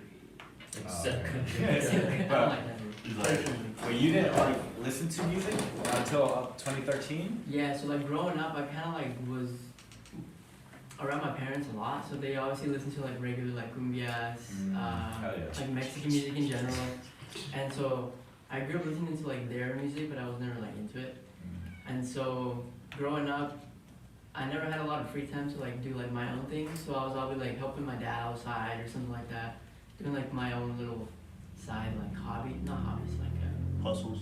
yeah, just like little things that came up. And so once I started getting a little bit more free time, that's when I like kind of experimented and like expanded on like music. Once I started getting more into it, so that's kind of why I never really took the time to listen to anything other than that. When you produce, do you use samples or is it you just like straight up like? Sometimes I'll like make my own because it's hard for me to like kind of just make something out of nowhere. When I do, it's kind of just random. But yeah, most of the time I use this website called Looperman. Looperman.com. So that's where I get most of my samples. And then there's like certain people that I look for on there that I like find. Are they loops? Yeah. Okay. They're loops. Sometimes I use like little like vocal samples that they might have. But that's basically what I use. Okay. I'll try. What about you, Rex? I listen to a lot of hip hop, but mostly on that side it's like R&B. I really mess with R&B a lot, like Bryson Tiller. He put me on blast too, and like I just like those people that sing. Like recently, this is gonna sound pretty weird, but I've been getting into like Ariana Grande. Like For sure. She's bad. And so, She but the only thing, like I listen to mostly everything except country as well. And then how I started getting like into like actually listening to music was just freshman year again. Like I was like just playing around with FL Studio, And then like I was just hearing a lot more new songs that dropped and stuff like that. Do you listen to The Weeknd? The Weeknd, rarely, but yeah. Do you listen to his older stuff? To his older stuff, yeah. I do. Yeah, because his older stuff is like it's really way good. better than Yeah. I remember like when he dropped like the first 3 mixtapes on that Biff. Like House Balloons. Yeah, the trilogy. But the original versions. Okay. So like when he first like it was before it became like a trilogy album. It was just when he would just drop his mixtapes, and I remember I downloaded them. It had to be like 2011 or 2012. Yeah. And I just remember just zoning out in my own world, just listening to, because he was so new and so fresh, and then he like had that like Dirty Diana remix. Yeah, he's the one Like, who got oh, Michael Jackson. Like just like his voice was just so like soothing, and then they came out with a trilogy and they remastered and remixed everything, and it all ruined it for me. Personally, because like the way like it sounded so raw and so like just untouched, you know what I mean, or unsmooth. You know, I don't know, like all the heart, all the feeling. Yeah, exactly, and yeah. it just kind of like sucked that all out for me when they remastered it for the official album version. So you knew about him from like the very. Yeah. And the same thing with Party Next Door. I remember listening. I went to a Drake concert in 2011 or 2012 for what was it? Nothing Was the Same. The album Nothing Was the Same. And Party Next Door was the opener for Future, and nobody knew who Party Next Door was at that time. Yeah. And so I remember hearing that song Was Good and Curious, /Curious. When I heard that song, I knew it was gonna be a instant classic, and I just started listening to like his tapes that he had out. And I think at that time it was a mixtape that was named after him. It was just Party Next Door, or PX1 or something like that. But yeah, like I mean, a lot of the artists that I listen to still to this day, I've been like listening to them since day one. Like Logic. Yeah, like Logic too. Logic's been one of the. I mean, David is like a real Logic fan. Like I tried to get into Logic like from the mixtape that blew him up, but he was like, you know what I mean. David, do you like the Logic now, or do you prefer the old Logic? It became more commercial, competitive a little bit. But like, I mean, I liked him back when, you know, I was able to go on stage with him. Oh yeah, he went on stage with him. What? Hold on. I got to perform at 5 a.m. That shit was crazy. Oh shit. Yeah. You got to perform it? Yeah, I know he does that. He like have he'll bring somebody on stage. hand or some Yeah. shit. It was just at the Neptune. It was back when it was a Welcome to At the Forever Neptune? tour. Yeah. So it was like real personal because there's only like you could only fit like 2,000 heads in there. Yeah. And we even met Six. We met Rhetoric, DJ Rhetoric. They have all the pictures with him and everything. It was Yeah. crazy. That's like my strongest memory of a concert. That's a bump. In Yeah. the sense of like motivation or inspiration. I would For real, say, bro. right? Like we slept in the van. We didn't even go to the hotel room. Yeah. And like we were just riding. Yeah, we passed out for like 2 hours and that was it. It was me, the homie Urswan, and my friend Jordan. And Didn't you like meet some people at like Team Backpack too? yeah, because that was when I went to New York. Didn't you meet at Boss? the Mission Underground Oh, New York. yeah. I went to Brooklyn and I met like over 2,000 artists from everywhere. Like I'm talking Ireland, Canada. There was a couple people from like Russia.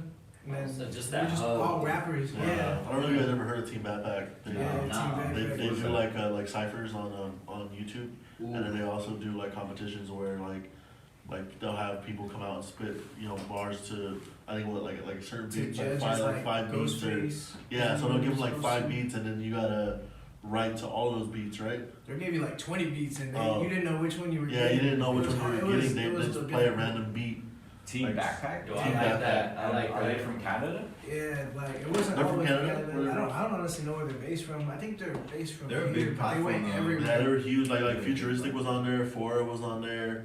Yeah. Dizzy Wright was on there. Dizzy Wright. A lot of people that like kind of low key came up. Bryce, yeah. Yeah, a lot of people came up like through there.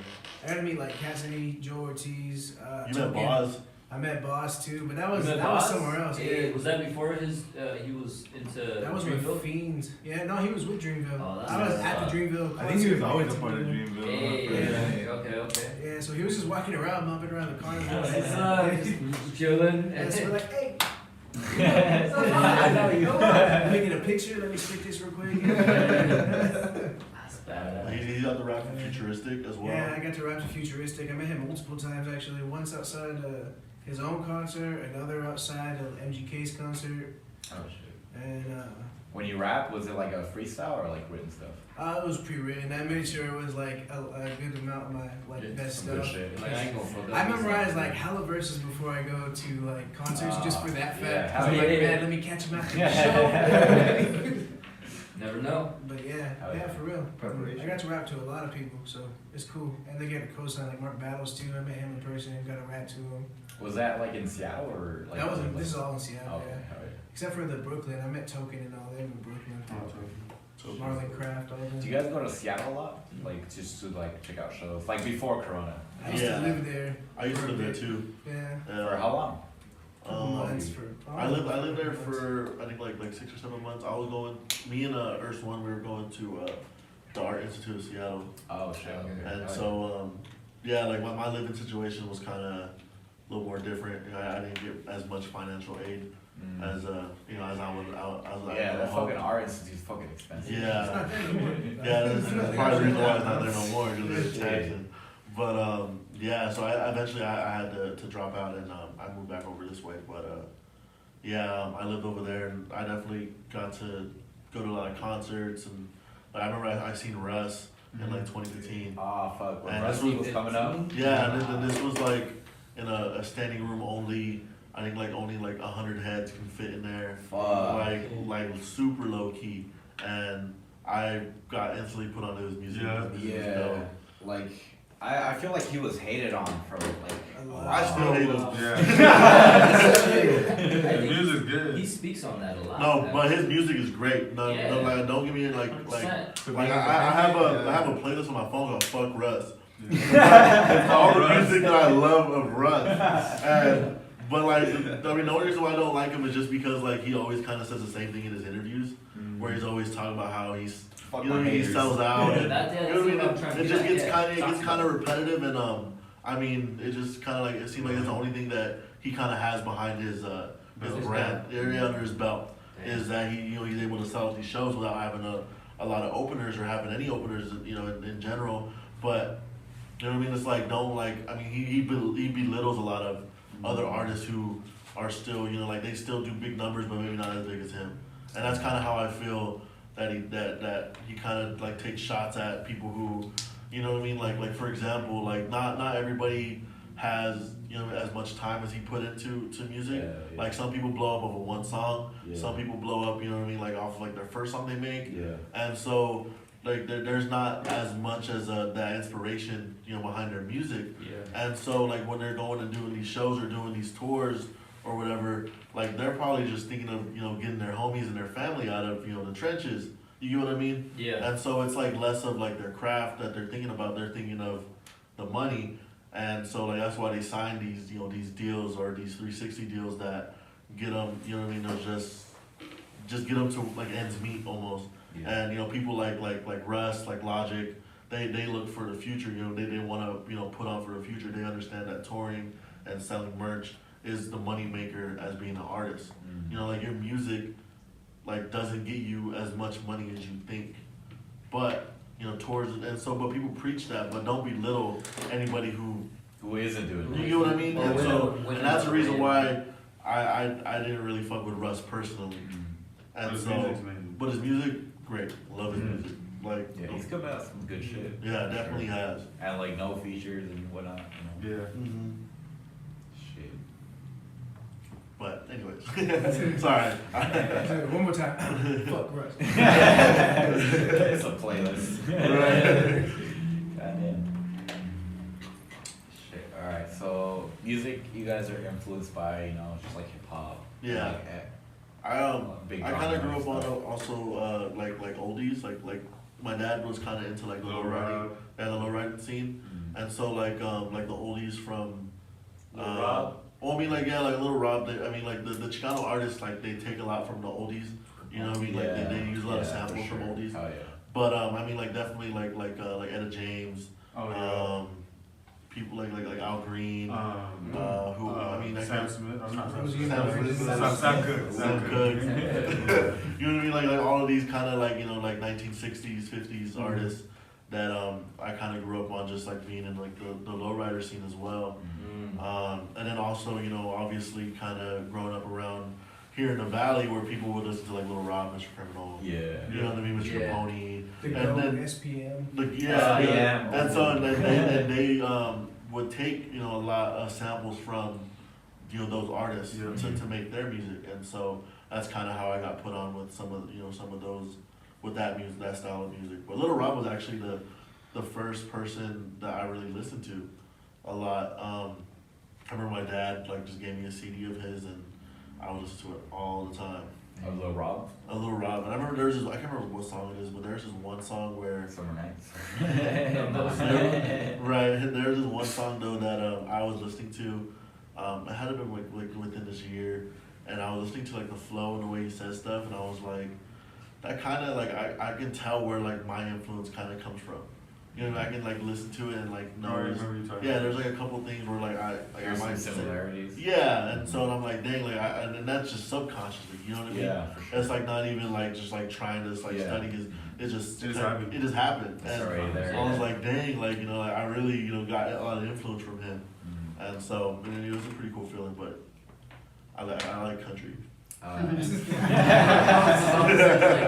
of me don't like country, like this accept country, like you emphasize like I don't fuck with country, don't. Yeah.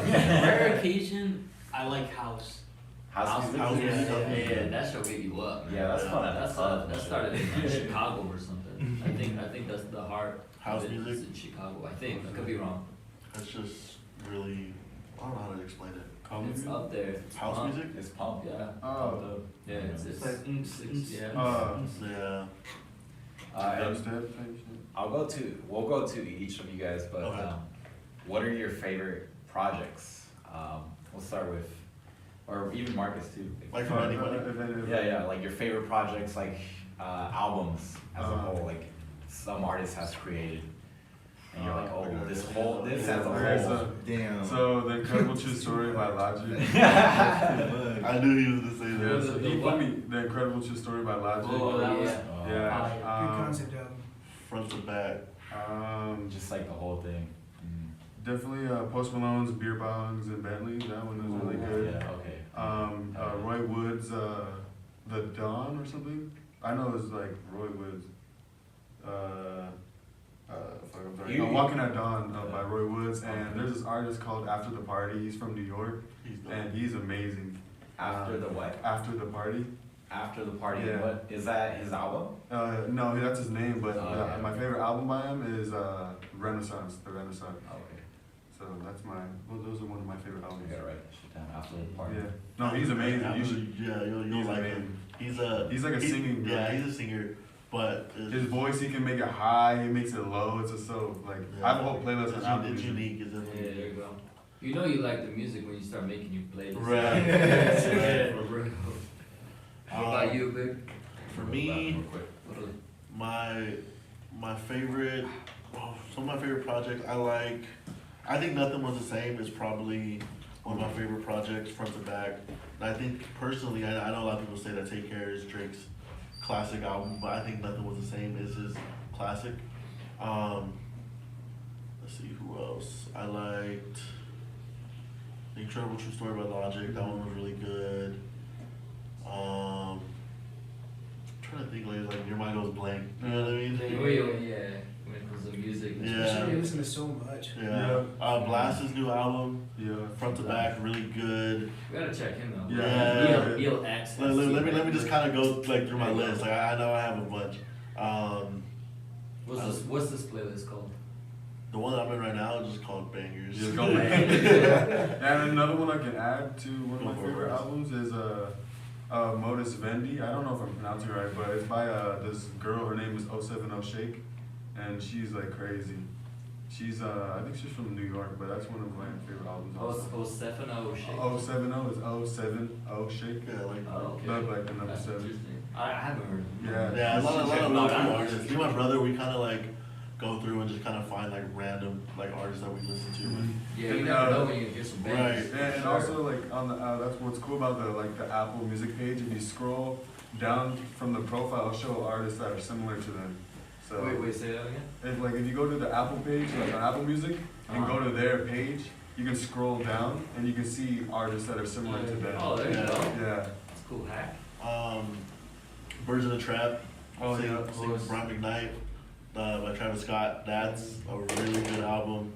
I liked the Future and Young Thug collab album. I think it's called Super Slimy. What kind of vibes are these albums though? Just like people get a heads up, like, all right, Well, I mean, Travis Scott kind of speaks for himself. yeah. He always kind of has that vibe. But Super Slimy was kind of, I mean, it definitely had more of a Young Thug feel to it. Young Thug vibe, or Yeah, so I mean, I like listening to like Young Thug and like Gunna and like Lil Baby and like all the new artists. Trying to think who. Offset and 21 Savage. Oh, yeah. Offset and 21 And, Savage and Metro Boomin. Without Warning? Without Warning, Yeah. their album was That was fire, tough. front to back.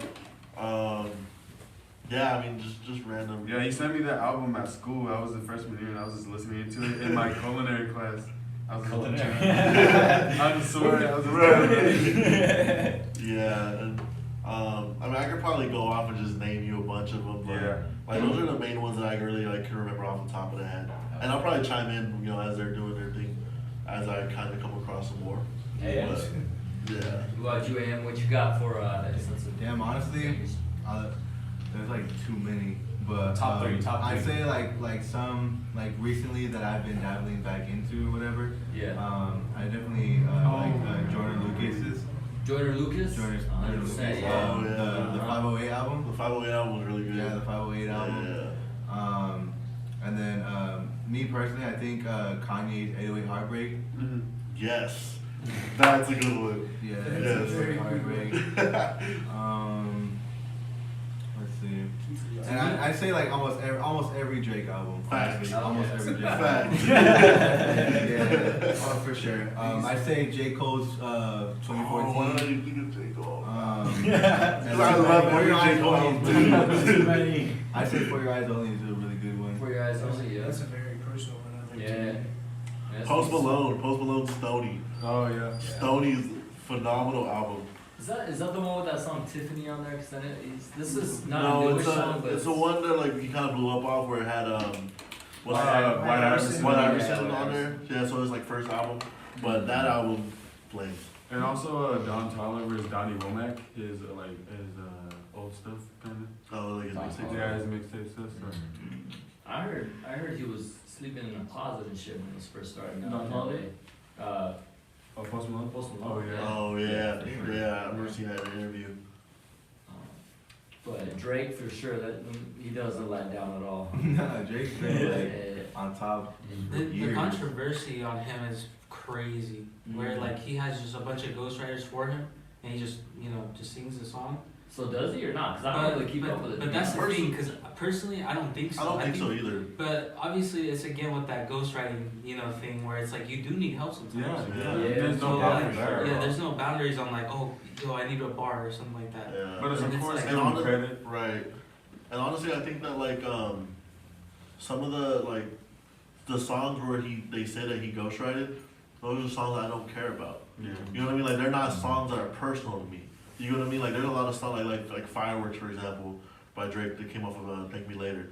Like that song was like the way he was like talking about his parents, where he's talking about love. Like, that's how I feel. You know, I feel like that hope is romantic. That came from divorced parents. I feel the exact same way. But if I found out somebody ghostwrited that song, That is something else. that's gonna hurt me internally. You know what I mean? But like, you know what I mean? Fucking riding in the six with my woes. I don't give a fuck about that shit. You know what I mean? Like, that's some lit shit. Like some people can't tap into that lit shit as well as others. Yeah, unless You know what I mean? you're So you're gonna actually- need help, or you're gonna and that's where I kind of feel like he got caught up in between, and then you know, people try to extort people. You know, that's just how it is. Haters. Yeah. I mean, if, haters. if you're climbing up the ladder and you're at that point and that level where he's at right now, anybody who's ghostwriting from like maybe even 2 bars are like, yo, you better give me something, Facts. you know? Yeah. Compared to like what level I'm at right now. Yeah. If I like wrote like 2 or 3 bars or even a whole verse or something, like, at least like credit me. You know? Right. And I ain't gonna but be what's attacking you, crazy like, yo, give me this, is that like all the like the reason why like people found out was because it was in the credits. No, okay. And that's when like people really wanted to come, you know what I mean? Like if you look into the credits, all the credits are there, all the credentials are there. But it's just like people They want, just you know, throw people it get out. their feelings in their shit, and you know, just how it is, you know. And honestly, I've been in this argument a lot because like I'm a Drake stan, you know what I mean? Like I have the OVO owl tattooed on my leg, like right now, you know what I mean? And so like I'm a Drake stan, so I've been in this argument a lot with people, and you know what I mean. You don't want to play with me on Drake. I'll fucking die for Drake. I remember this one time. Alright. I think it was like sophomore year of school. I found this guy. He's an artist. His name is Shay Aircrew, and he made a song called it's called "Die Before Something." But Drake used his sample in the "Die Before" in "No Guidance." No Guidance with Chris Brown. Before what's the intro? Go back home. I don't even want. Yeah. And then he didn't. I asked Tony. I was like, why didn't he give him credit? Like Jericho, like could be like it could give him so much exposure to like to getting like big and fame. And then you said, oh, Drake's at a point where he doesn't maybe need to give him credit. Or what did you say? I remember we were talking about it.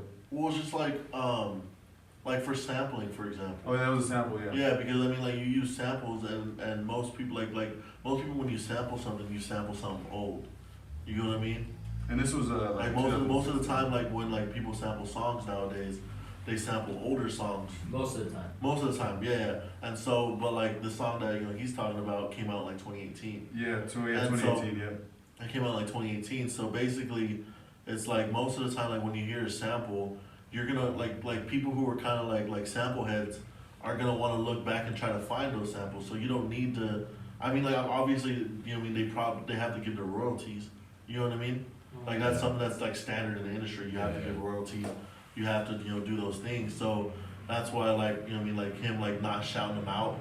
You know what I mean? Being like, hey, like this is where I got the sample from. Like it's not really necessary.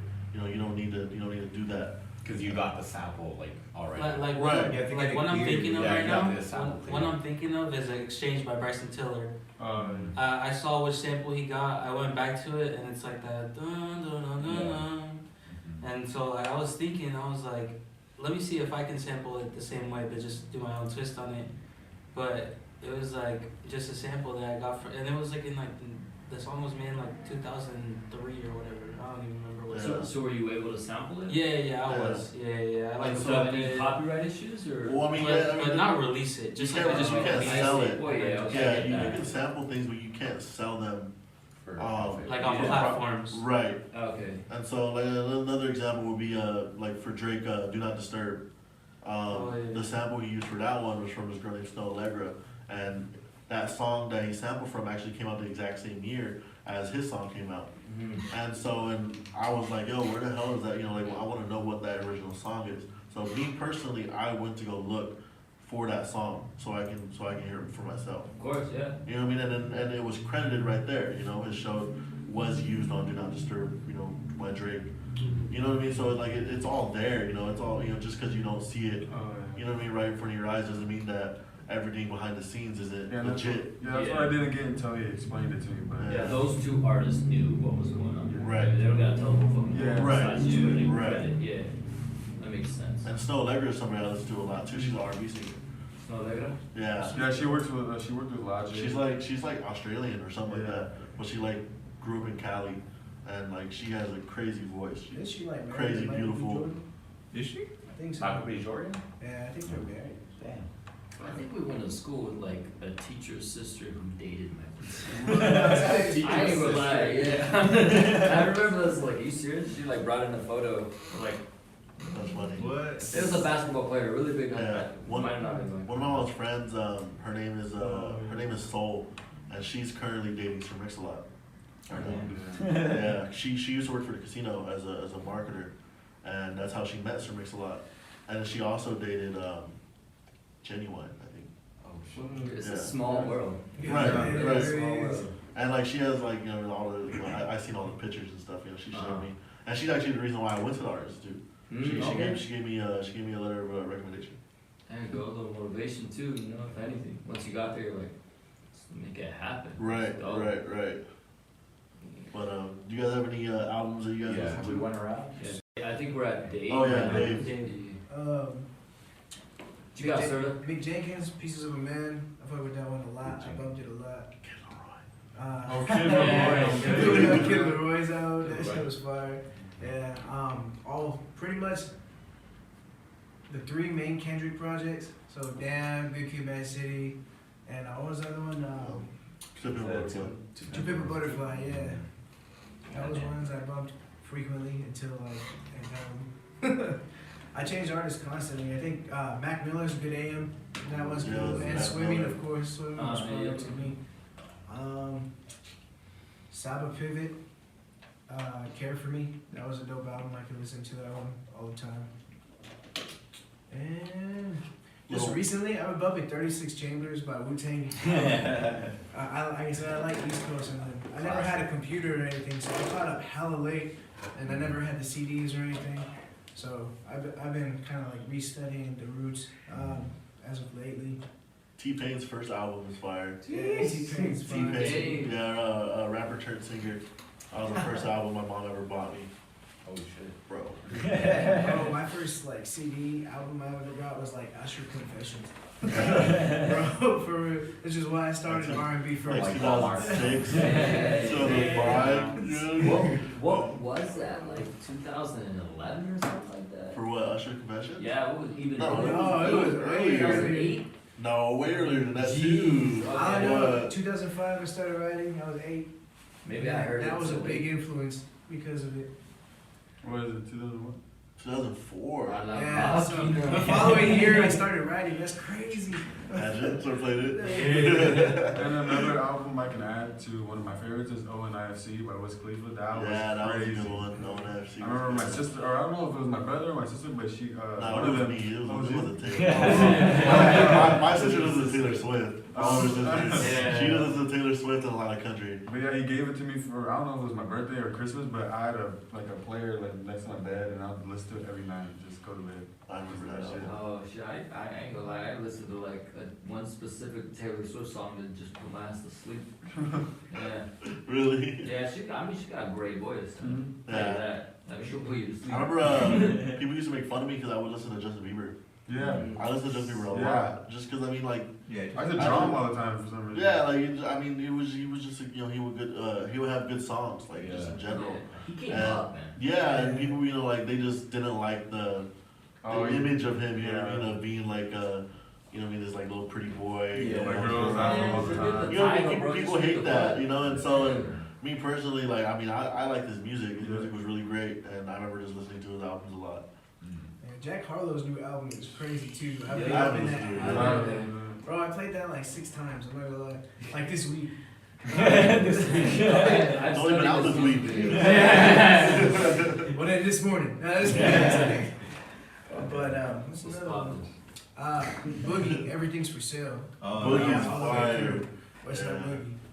There's a lot of them. We probably go up all day. Yeah, but I just like start naming hell album.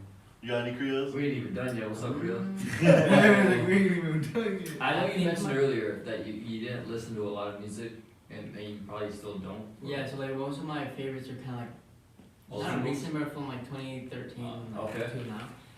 So I think my top 4 maybe would be starting from the bottom up. Mhm. Would have to be That shit's hard. Even Yeah, like, you gotta think It's of me.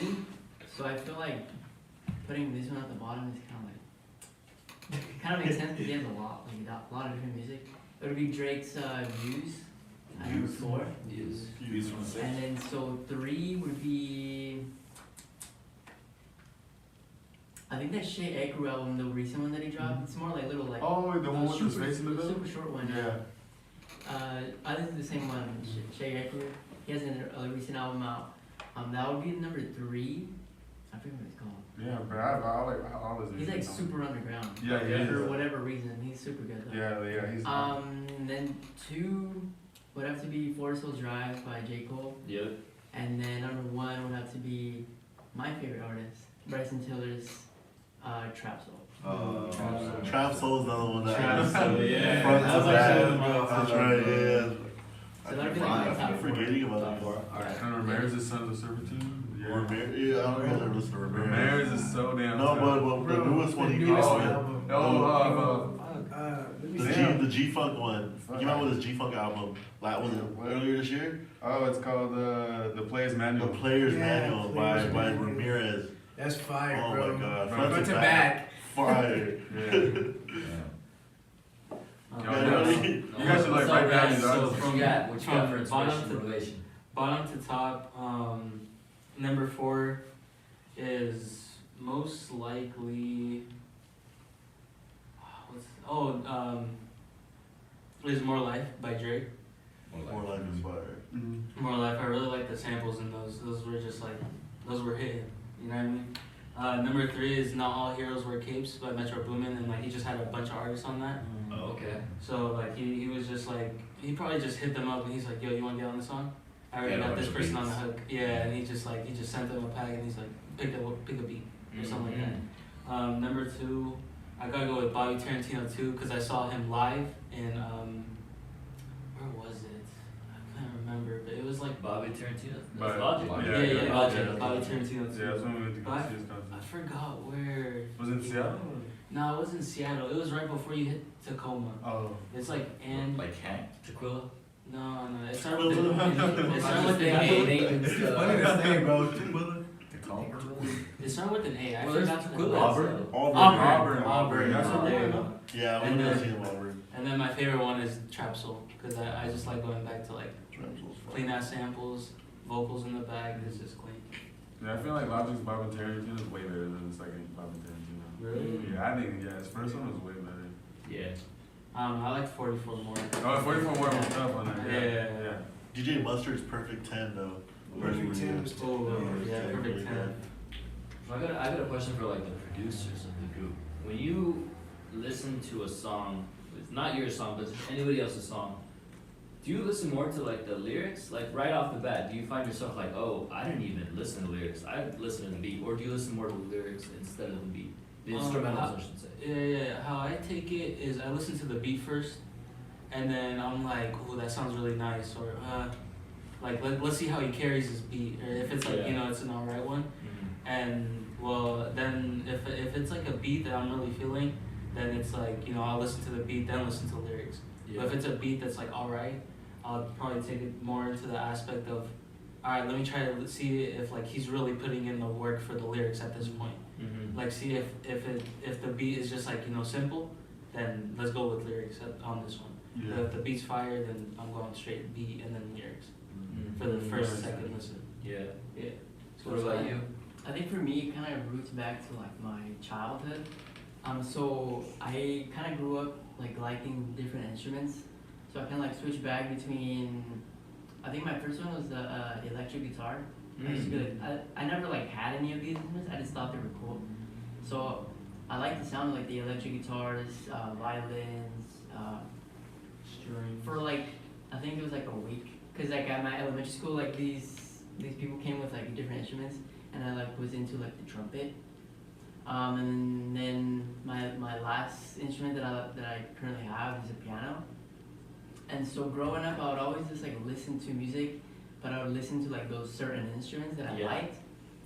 So now when I do listen to music, I kind of try to listen to both at the same time, but mainly like the instruments and like how like they play certain things. When they come and how Yeah, because when I would make noise. beats before everything, I would like listen to something, and then if I like a certain sound that they have, like it doesn't even matter like if it was like somebody singing and they just added effects to it. I would kind of like try to recreate it with like everything was digital, but I would try to recreate it with like a guitar and just add different effects to kind of make it similar. Yeah. So I try to like recreate things. So mainly music, but I'm trying to get to like the lyrics more now. Okay. But you get when you listen to an instrumental or a song, you kind of individualize one specific instrument, you're like, all right, it's Yeah, coming so right like here. sometimes I have to listen to it again because I listen to different things every time. Okay, yeah. Each time we play the song. Yeah. I get that. Yeah, I was just wondering because, like, I feel like most producers might think the same, and some think completely differently, Yeah. but end up still making some bangs at the end of the day. So what Yeah. about you, Big Tom? Me personally, That 808s.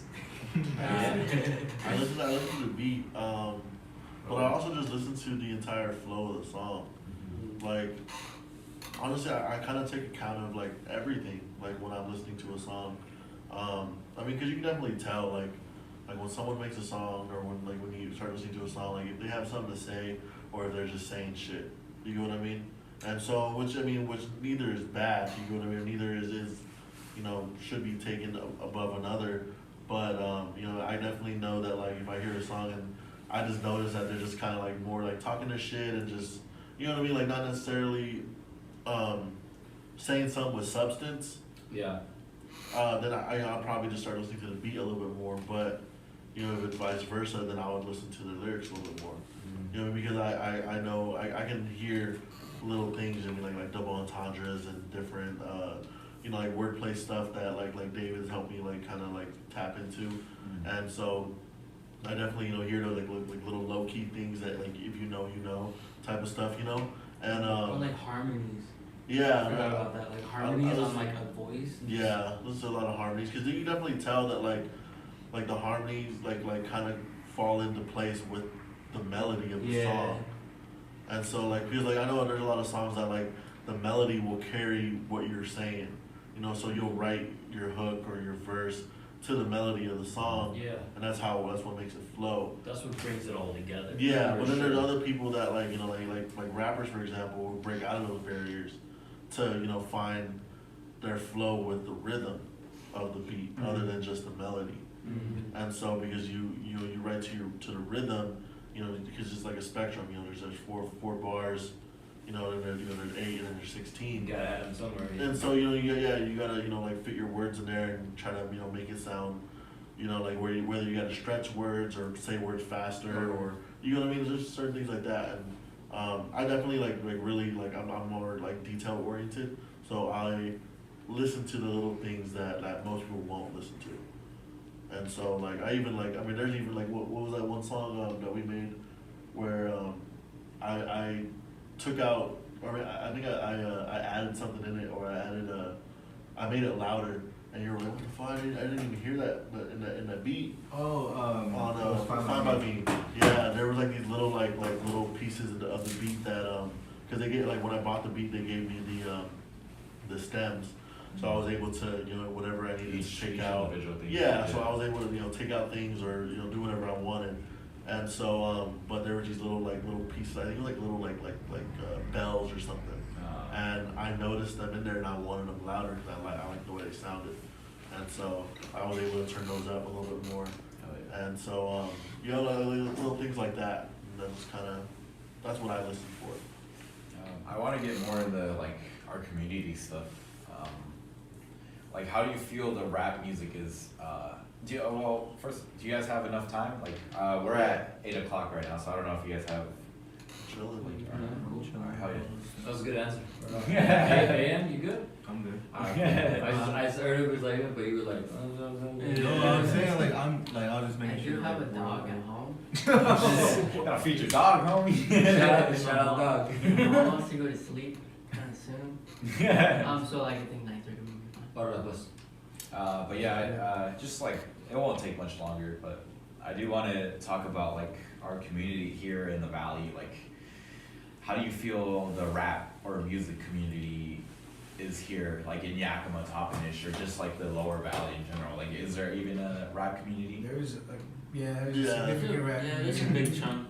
It's, Do you feel like everybody's together though, or like everyone's like each individual person? That's what we're trying to push. That's exactly why we wanted to what get we- different. Yeah.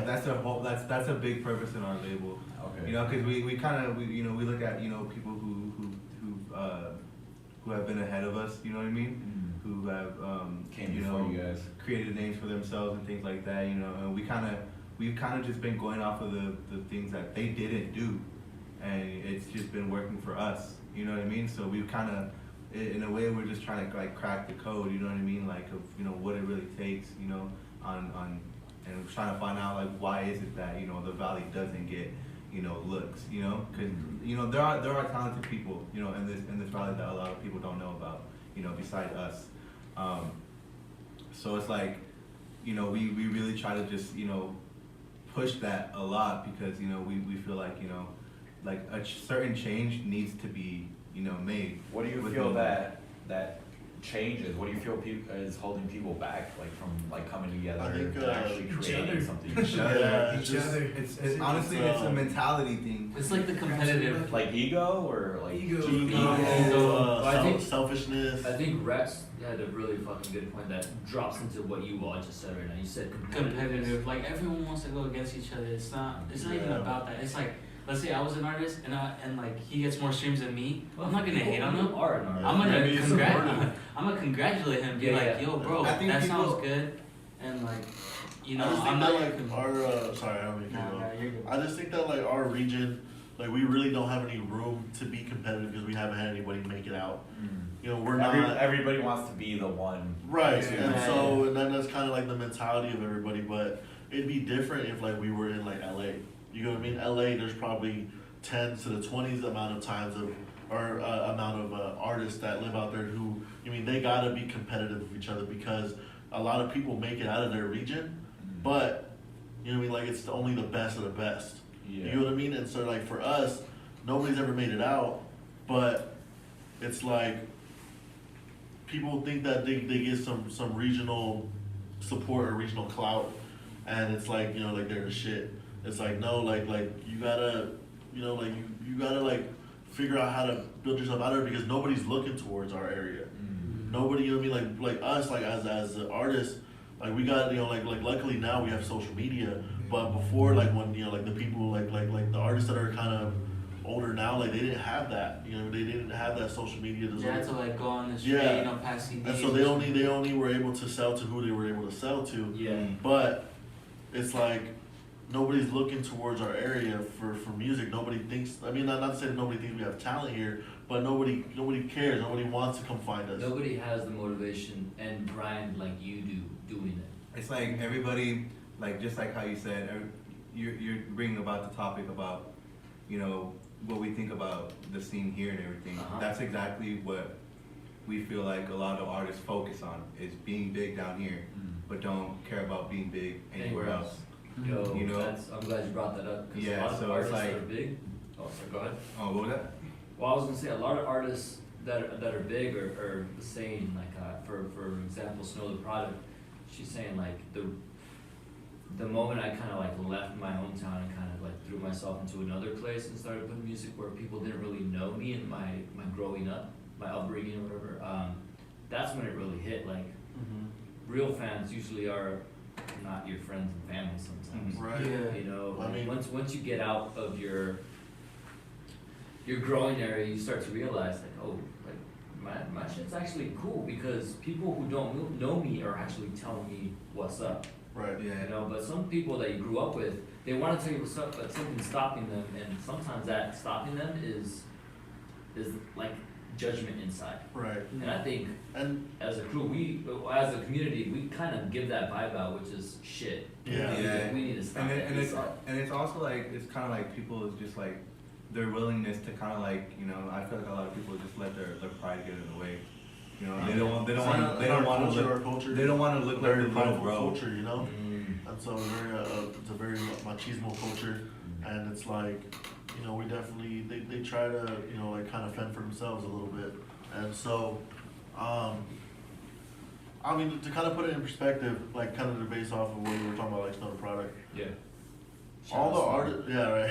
All the artists that, like I won't say all the artists, but most of the artists that come from the West Coast, like that we are familiar with over here, like as I was bringing up, like Lil Rob, like a lot of the Chicano artists.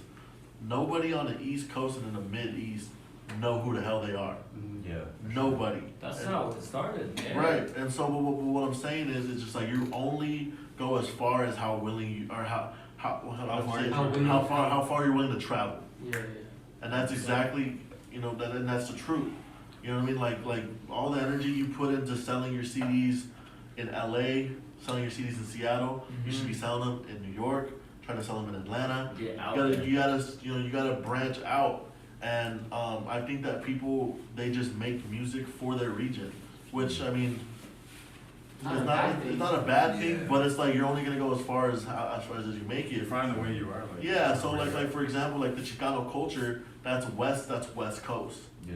You get what I mean? Like over on the East Coast, I mean, like, yeah, there's Mexicans over there, but there's Salvadorians, there's Puerto Ricans, there's, you know what I mean? Over here it's mainly just Mexicans. Yeah. So the Mexican culture, the lowrider culture, all that culture is just here. stuck on this side, and you're never gonna be able to go that far, you know, as far as they want, or they're just content on where they are.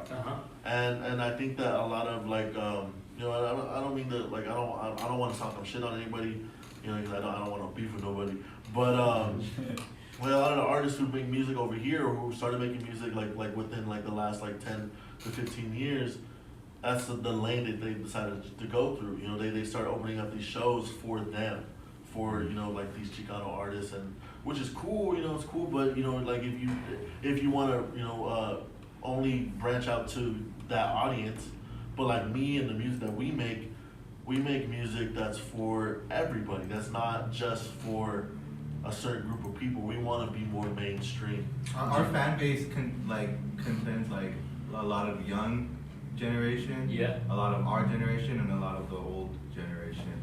Okay.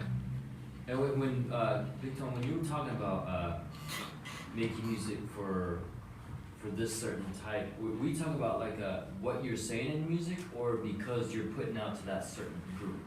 I mean, like what you're saying, also like what you portray. Yeah. Okay.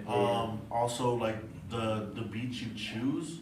You know what I mean? Like if, like for example, like if like nobody else in the industry is really using oldie samples, like how like Chicano artists do. Yeah. So you use an oldie sample, you kind of already put yourself in that box, or you're walking towards that box of just becoming a Chicano artist. You know what I mean? Where only Chicano people are gonna fuck with you. And so, and the same thing with like I noticed that a lot of people, you know what I mean, like they make music but they're gang affiliated. Like me, Dave, like, you know, we come from that life. Armando too. Armando the same way. We come from that life where like, I mean, we weren't, like, we're affiliated but we weren't involved, and we don't portray ourselves to be involved. Yeah. You know what I mean? Like I'm not gonna, you know, come over here and hang out with a bunch of gangsters in a music video just because it looks cool. Yeah. You get what I mean? But like I feel like other people do, and then it gets to the point where then you start hanging around with them, and then you start getting into shit, and then that's when, like, now you're in that life, and now that's how far you're gonna go. Yeah, you are who you hang around with. Exactly. And then that's just kind of how, you know, like my dad's even complimented me about it, because he's seen, you know, he knows he knows that I know all the things that he's done prior to you know, me being born. And, you know, like a lot of things could have gone different for me. I could have, you know, chose that route. I mean, we could have chose that route. Yeah. And, you know, we did it, thankfully. And my dad definitely, you know, gives high praise to who I hang out with. Nice. Seems like a good crew. Keep it up. And that's Y'all exactly- keep it up. You can get a raise in 3 years. And so, I mean, you know, not, like I said, not to shit on anybody who's making music for that demographic. Yeah. I mean, it's definitely, you know, a good thing. I mean, if that's what you want to do, you know, if you want to do what you do, that's what you want to do. But me, and I'm pretty sure us, we want to reach a more broad range of people. Exactly. Like, we never want to belittle. We never want to belittle anybody. Yeah. But we just want to make a statement that, you know, like, this is our movement. This is what we started, and it's what we're gonna keep pushing. And we don't go off of money, you know what I mean, and everything like that. We don't buy each other out for everything like that. Like, we do what we can to help each other out of self, you know, love for each other. What do you think it's gonna take for the Valley to put all that aside, like all the ego, all the beef, and just be like, all right, let's just fucking build That's a something? good question. Like, I don't think it's. Is it stuff like you guys are doing, where it's you bringing everybody together? You know? Don't let People it pressure interfere you. with the vision. Like you gotta see like the vision, like straight up. But does somebody have to pop off and then come back and give back to the community, No, or like? it doesn't have to work like that. It could take everybody. It's just like you never know who you work with. You know, you never know what that opportunity will gain. And when artists talk about taking risks, they don't always talk about taking risks, you know, by with investing your money and everything like that, but taking risks of who you work with at the same time, because you never know what will be the outcome of that. If I would have never took the risk to work with Creos, you know what I mean? Like You wouldn't be here right now. I wouldn't be here right now. You know what I mean? Like I would, you know. So it's like, you know, we really kind of go based off of that. You know what I mean? It's just something that we feel like we're gonna keep pushing no matter what. So it's gonna take the willingness of everybody to just be open. It's a team Like effort. more open-minded, you know what I mean, to who you work with, Like and build a everything team. Like that. And Yeah. as far as We want to see other people be able to, you know, start off, you know, branch off their things like that, you know, like that. We want to inspire. Yeah, You know, okay. we want to inspire people to kind of do like what we did, and you know, our story, you know, what got us here now, you know. Mhm. yeah, We wanna because encourage like people that- bringing people down and shitting on each other is like something is only gonna lead to more negativity. Yeah, for sure. And That's the reason we don't make it sometimes, you know. Some Right. people just shut down when We you get in the way of each other. yeah, and I don't know. It's just like us as a community, we definitely do need to support each other more. We need to understand that, you know what I mean, like to have somebody make it out of here, we do have to have the support of everybody. Like literally, like because we're such a small place where, you know what I mean, like we're like a needle in a haystack in America. Yeah. You get what I mean? Yeah, no, I hear you. And you know what I mean. So it's like So we grew up here, we know what that means. right. And so it's just like, you know, to have people just be like, oh, I'm not gonna share his song just because I don't like it. You know what I mean? Or like they're from where you're from. Try to get them out. You know what I mean? Like even though you don't like if it's something you don't agree with, that's something different. But if you just don't, I mean, like I feel like you can still show support. Like for example, like if somebody has a yoga studio, you know, somebody, you know, who's opened up a yoga studio and they want to get more clientele. I don't do yoga, but I'm gonna tell people who do yoga. You know what I mean? I'm gonna tell people like, yo, like there's this new yoga studio that just opened up. You should check it out. Yeah. You know what I mean? And Since so you like like for me, it's like, you know, you can do that with music. Like, hey, like I might not like hip hop, but I know somebody who does, or I have a lot of people on my page who does. Uh-huh. I'm gonna share this real quick. Like, hey, they're from the Valley. You know what I mean? Check them out. I mean, and that's kind of the thing that kind of like I kind of go on like little rants about on Twitter about just like people just not showing like love, because it's like, you know, because it's like they're quick to tell you in person like, oh man, like I see you doing your thing, you're gonna make it, blah blah blah. And those are the same people that don't fucking share your shit. What, You know what I mean? what kind of love would you call that? Kind of love. Yeah, well, like some people would call that fake love. I wouldn't say it's fake. I would just say it's ingenuine. Okay. It's just like with anything really. Like just don't tell me something and do the opposite. Yeah, for sure. Yeah. This thing goes along the lines of like, don't just talk about it, be about it. Kind of. Exactly. Okay. Yeah, and as far as I mean, I don't know if you guys ever like thought about like community projects, like for when we get big. Like I have a lot of like community ideas that I want to like implement. Uh-huh. You know, that I like right now I can't do just yet because of like funds and I things get, like that. I get but, what you mean. Yeah. Yeah, but like, you know, if I do make it big, like these are the things that I want to No, definitely. like bring back, and like I definitely want to bring back the 21st century programs, like the after school programs. Like Europe. I don't know if you guys look. Yeah, Bureau too. Is that what you're talking about? Yeah, so Oh, yeah. hell yeah. Yeah, because I grew up I with beer. Hell yeah. I know like in Toppenish, like after school my mom wouldn't be able to pick us up, you know what I mean, after school. So like my brother would go to daycare, but I would go to after school program. And so I would, you know, like they would help us with our homework, you know, we'd like do like computer games, you know, like we'd go outside and like do sports stuff. Yeah. You know what I mean, like a lot of things like that. Pretty much like a daycare when you just Right. can't go home yet. Yeah, exactly. And but it's for like school age kids, Yeah, of course. obviously. Yeah. And you know, those are things that I wish we could bring back, because you know we need to have those outlets and activities that's gonna allow us to keep these kids out of the streets. Mm-hmm. You know what I mean? It's Yeah, to just stop this when it gets crazy in the streets, Facts, like, facts. Gotta get more options, bro. definitely gonna have more options, and I think that like us as a valley, we don't have a lot of options. And or I mean, if we do have options, they're not known because nobody Or wants we- to share them. sometimes we just don't have the funds either. Exactly, like you were that too. saying. And so, and, you know, I definitely want to do something like that. That's something that I want to do to give back to my community.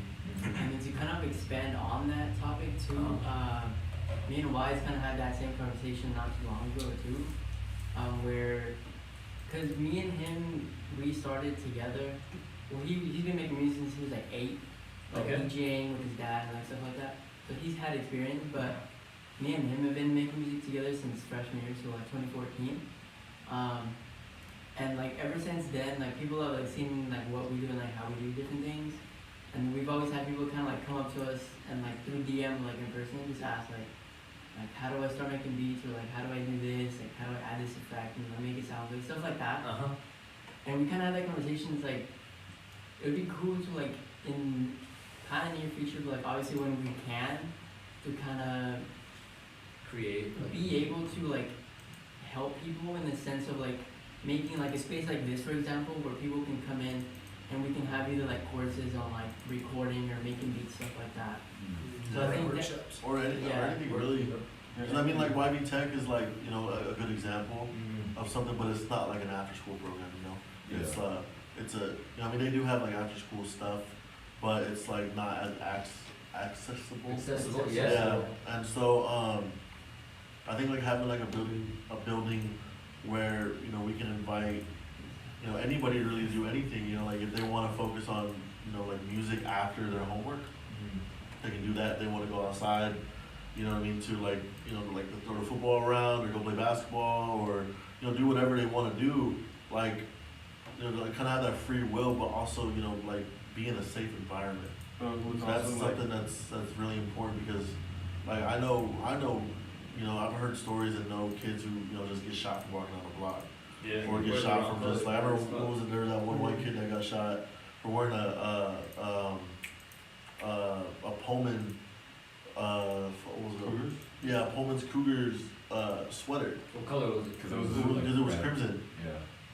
So it was crimson? What color is it? red? Red. Yeah. Oh, okay, okay. Yeah, I mean, so it was like almost like a lighter burgundy in a way. Yeah. But, you know, just because it had that color, you know, I mean, that kid got shot. That's all it takes. Sometimes. Right, and that's bullshit. exactly what, you know, and like David's even had examples of, you know, him wearing the color and somebody walks up to him and saying like, yo, what the fuck, you know? Like Yeah. that's happened, you said it was happening in Walmart? Yeah, bro. Like, Yeah. Because I just be wearing red sometimes. It's my favorite color. I'm gonna wear it. You know what I mean? Yeah. And then some fools just hit me up. It's like, bro, come on now. Like, I'm not about that. You buy my clothes, I'm not gonna take this off. Cause they'll literally be like, yo, take that shit off for a Oh yeah, for sure. I was like, bro, did you pay for this? Cause I don't think so, Yeah. man. And then my dad's always told me, my brother, like, yo, like, don't wear those colors, you know, like, don't wear, Yeah, for you sure. know what I mean? And Same, so, yeah. like me, like, I don't have any red, like, in my closet. The only thing blue I have is navy blue. I think that's my favorite color. Even then, navy blues be Yeah. somebody's set, you know, some shit like that. And so it's just like, those are the things that I want to like help try and avoid, and then hopefully you can kind of siphon everything out, you know, or not siphon, was it no, like filter, like filter everything out to where like eventually, you know, hopefully we are gang free, you know what I mean? Because it's taken a lot of our youth, it's taken a lot of our loved ones and people that, you know, we've looked up to, and like, you know, even like some of like my brother's friends, you know, like friends that came around when I was a kid, or no, when he was a kid, and they would come and like my brother would be giving them haircuts, and then, you know, the next year I find out, you know, they're like gang members, or I find out they're, you know, like Affiliated. affiliated, Or and incarcerated. something crazy happens, and yeah, another thing I think that's stopping kids from going like to the after school programs is like phones and game consoles and all that, because they're so focused on phones and all that. Oh yeah. I mean, but would you consider like that also being like a way around being in the streets doing As some well, stupid yeah. shit? Like, and so like I if it mean, wasn't for video games, I'd probably do some stupid shit too. Right. Like, and so I mean, I don't think there's really like, I mean, there's a negativity to those type of things. If they are, you know, Wait, like you overly said what? used. There's a what? A negativity To what? to phones and games and stuff. Okay. You know what I mean? If they are used excessively, you know what I mean? Like if they're like used like reasonably, like especially with children. I mean, like as an adult, you're an adult, you do whatever you want. But like for children, you know, I mean, there has to be, you know, like sometimes where like you're kind of off that stuff, so you can focus on Yeah, for certain sure. things. That's what my mom always told me, like at least an hour or 2 hours on the game or whatever, you know. Yeah. And then go do something like go outside. Oh yeah, go outside. Something else. Yeah. Fly a kite. You know what I mean? Fly a Like, kite? Fly a I know. kite. I He said- swear. he said fly a kite. 2 years ago at the flea market in Toppenish, I flew a kite for the first time, and it was so fun. I was just staring at years it. ago. Isn't that crazy though? Yeah. When you first see it, you're like, wow, this shit really It's works. fun. It was so fun. and then like you look at like movies from like back in the day, and like they're flying kites on the reg. You know what I mean? Yeah, exactly. It's like they're doing all these things outside of the reg, and we're just like, man, it looks cool. Yeah. We're watching it from a screen, you know? You start doing stuff you see in movies, you start to like realize that you have a different perspective on things. Like, you know how in movies you see people like just lay down and look at the stars and shit? Yeah.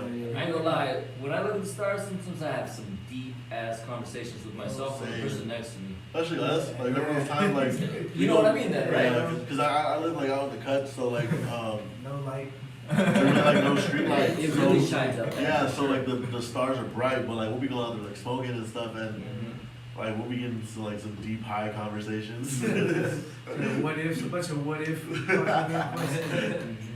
So before we like jump into that kind of conversation, I just want to recap on what we think should happen in the community. And you guys mentioned Gear Up being one of like the after school programs, so you guys definitely want to bring back that or something very similar to Yeah, that. so I would say just something keep similar. keep the youth out of just being tormented by like what we as the Valley known has happened to us or our parents or uncles, whatever. They usually get gang affiliated, dead before 18, 20 something years old. Exactly. And it's just really rough when people really think about it, you know. Yeah. So I'm glad you guys are on that level, because that's, I don't know, I hear a lot of like artists talk about like I want to get back to the community, but sometimes they don't speak on like the details and like being an after school program, so Yeah. that's gold. I know something I want to do is I want to open up a music store in Toppenish. Okay. Or And, artisan. and like help promote like, you know, local artists, things like that, you know, people trying to come up. And then also like, you know, once more down the road, like, you know, once my knowledge, you know, becomes more bigger of the industry and I'm able to understand everything, you know, I'd want to be able to host like night classes where, you know, I teach kids, you know, about, you know, like contracts, you know, how to get, you know, get into contact with A&R, things like that, you know what I Okay. mean? Buying You know beats what I and mean? stuff. Like, you know, help kids, you know what I mean? And you know, just like how Tony was saying, you know, that I feel like that's a good way, you know, for me to do my part and trying to help, you know, keep kids, you know, safe and off the streets, and you know, and actually, you know, give them a courage to be able to believe that they can chase their dreams. That's you know what I that mean? beats stone. Yeah, for sure. I mean, that's gold. I mean, you'd be giving someone their first keyboard, their first instrument. Mhm. That, I mean, we all know what that sparks, right? I mean, sometimes some of us can't even think back to what really sparked it, but it might have been like a key in an instrument you heard. You're like, damn, that shit slaps for some reason. And then, Yeah. then you're like making songs. You're producing for like this person and this blah blah blah. But I mean, something like giving back like that to the schools. You're giving back to the community in general. It's something I personally feel like is like, you know, I at this point, like how far we are right now, I don't have any doubts, honestly. I don't have any doubts in what we can do. I personally feel like, let's say if we were not able to like pull this off, let's say if we were not able to you know, make it bigger than anywhere where we are right now. I personally feel like we at least sparked some type of movement, and I feel like we can, if we don't do it, we can inspire somebody Spark the mind. to come up, you know, to do that. We believe we can. I believe we can spark a younger generation to Even pull it if off. we're not the ones that do it, Yeah. we're definitely the ones that. And that's something like to Inspired. recapitalize on, like how, you know, with you know the culture on here, like, you know, with the older people, you know, like it's just like it's just a cycle that needs to be rearranged. So with the whole, community, like everybody having their egos and stuff, do you feel like, so there's like a competition, I guess, like everybody's trying to get to the top and not really like willing to collaborate? We feel like, It's like, I feel like money is a big thing that kind of makes everything difficult for people, because it's like the way that we work, like we don't work for money as much as the next person will, so like it's like people are charging for features. I mean, like at the same time, it's like, yeah, it's cool, to charge features and make money off of what you're doing, but it's like, I don't know, like it's like sometimes it's unrealistic amounts. Yeah. You know what I mean? It's like they charge too much. Yeah, it's like it's not really worth knows it. your name. Right, yeah, or like only a few people, and I think like a lot of the people that like they hit us up to work, and I feel like we're willing to work. You know what I mean? Like we're willing to do whatever, regardless of whatever. Yeah. And then like as soon as it kind of comes back around and we want to ask or whatever, it's like, oh, well, now I charge this. It's like $150. Yeah, it's like the only reason you should charge is if you have to record them, and then you have to. Yeah. Even then, just work with budgets, dude. Like, if we're all from the same valley, We're all we trying should to all get be the helping same. each other get the hell out. Yeah, for sure. No, yeah. But I wanted to say something about the budget, like the pricing. Oh, okay. Do you feel like anybody's putting on for the Valley? Like, is there any one artist or any one label, like, really putting on for us? Or, like, there's no one really doing it for us? I feel like the like only repping the valley. Yeah, like, that's because there's like, a lot of people no. out there who are just repping themselves. You know what I mean? Like, I think Karma from Tri-Cities made big noise. Karma? Yeah. yeah. Is it KRMA? Yeah. Ivan Shoots.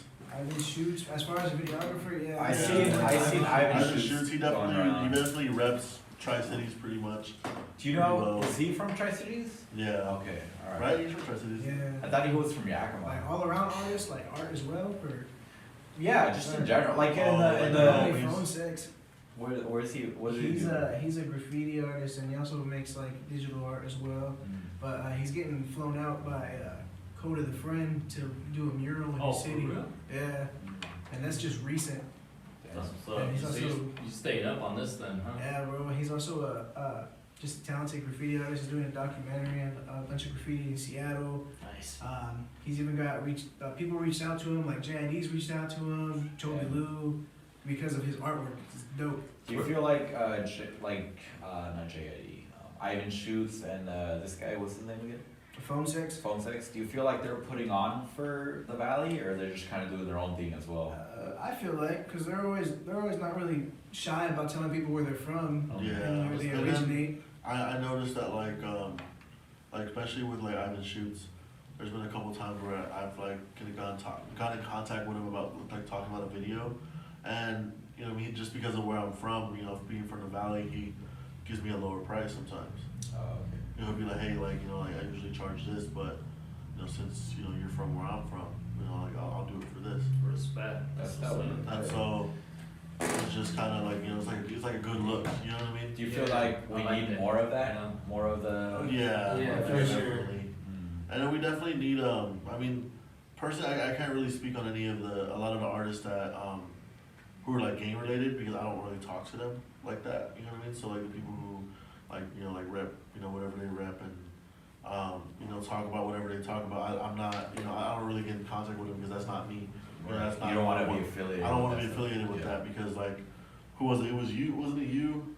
That there was a homie that he got locked up, and then they said that since you wanted to work with him, that you were sus too.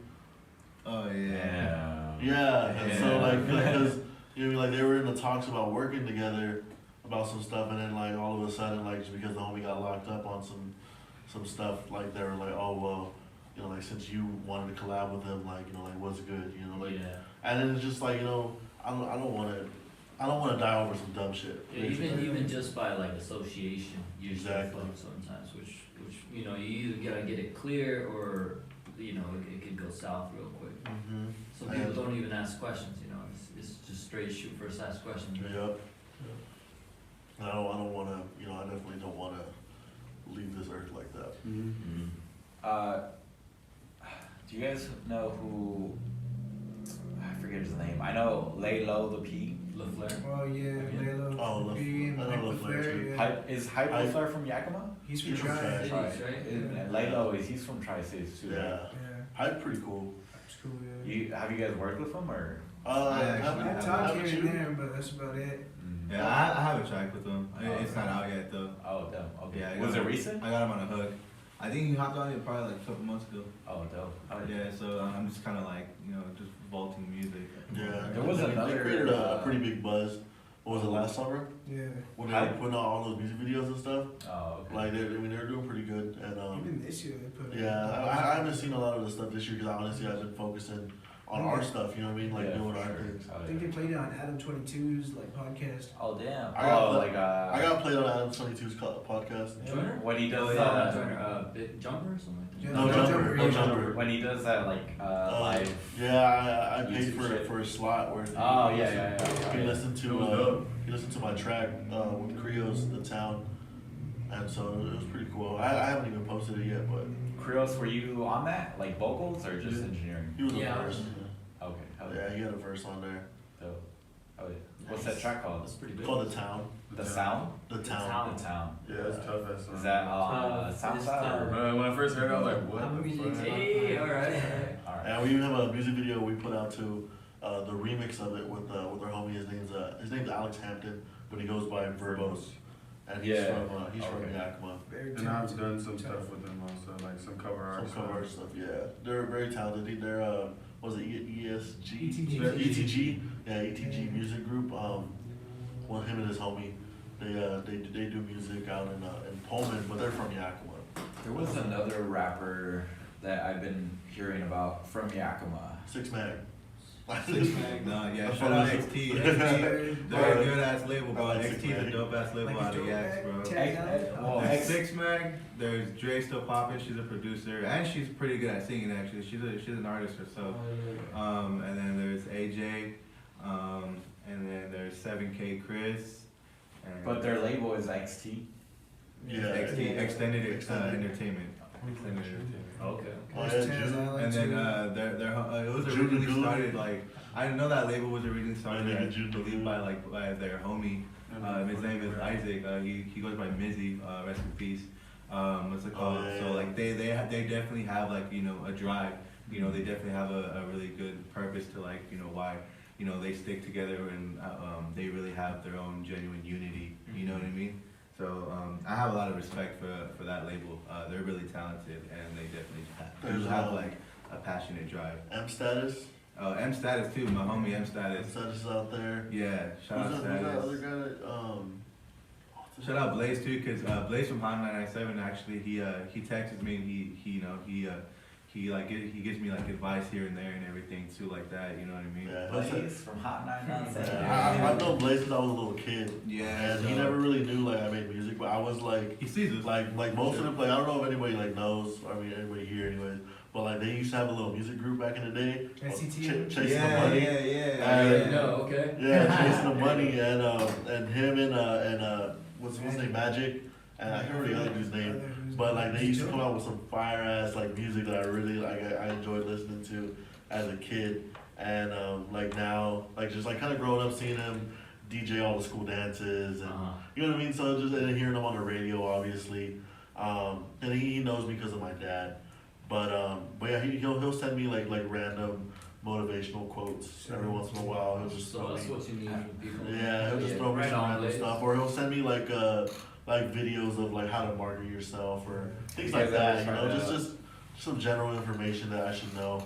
You guys ever try to like sneak him some like mixtape or something? That- on air or something? Bro, he's all like his album. Yeah, He narrated his album. He narrated Yeah, his he album. actually narrated my album, my City of Murals album. What do you mean by that? I don't know what that means. Narrated. Just like DJ Drama, how he takes that's a prime example. How DJ Drama's always on mixtapes, host Yeah. mixtapes. He kind of hosted his album pretty Yeah, much. like Oh, Neil okay. deGrasse on Logic's Everybody album. Fuck, what's his name? He did a skit for one of the songs where it was like he was announcing it on Hot 997. Yeah, like an And actual he radio. literally like said like the name of the song and everything like that.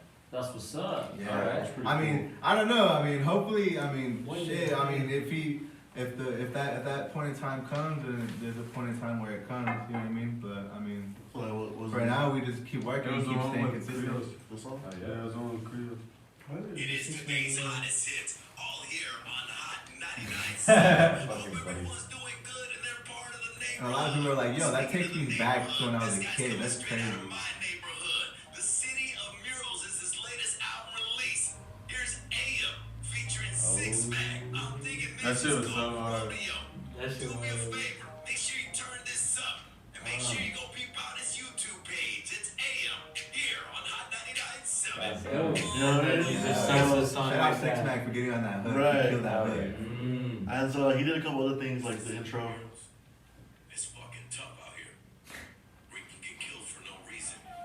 And it's always Tecapo season. Matter of fact, we're lucky we're still breathing. I like it's like a motivational pump up. Kind of like a poem in a way. Spoken Glad word. that you wrote raps. Because while you was busy doing that, one of my brothers was on Was that relapse. the You intro? made this, didn't you? The beat underneath it? That's why his voice, yeah. Yeah. Yeah, I like when Wise does that shit with his voice. It's crazy. But what you trying to do so you don't end up with dark? Because it's real in the field. Came up working in the field. And the shit that goes down only keeps you in your field. That's just like an intro too. That's the intro, isn't it? That's the intro. It's like And that. so I mean, that's what we mean by like he kind of narrated like the album, like Right, he okay. had like spoken words. And he really liked the idea because he was just really fucked with the creativity. It Uh-huh. was You crazy know, how it was, we like all had- it was a last minute Like, idea. yeah, too. I hit him up. Like, well, like he, like I wanted to hit him up and get in touch with him, and I hit up M Status. I was like, yo, I was like, you know, what's the easiest way to get, you know, in touch with Blaze? And then he was, Status told me he was just like, yo, he's like, I'm actually gonna link with him later on. He's like, give me your number, and I'll give him your number. And he's like, low key, he's like, he's been talking about you. He's brought you up like twice already. So that already like gave me a good feeling. I was like, all right, bet. So I know he's gonna love my idea. So then, you know, Blaze ended up calling me on later on that day, and then you know, he started complimenting me on my work, you know, and you know, he liked what he was seeing, and you know, he liked, you know, the whole messy room thing, you know, what we had going on, and I explained to him the idea, and he loved it, and he got on it right away. And he got it back to me within like probably like 2 days. Who's them Status? And he recorded those skits, the whole skit throughout the album. He recorded that at the Hot 997 okay. station, and then he sent the audio clips from there. Hell yeah. Who's them Status? M Status is actually Blaze's artist. Oh, okay. He's I believe he's Blaze co-signed him. Was Blaze, was he doing music before like the whole? Yeah. radio stuff? Yeah. Okay. Blaze he has a lot of credentials, honestly. Yeah, I mean, especially just like also like from being like a radio host and also like the radio hosting a lot of like concerts and hosting a lot of like different events like that, like club events.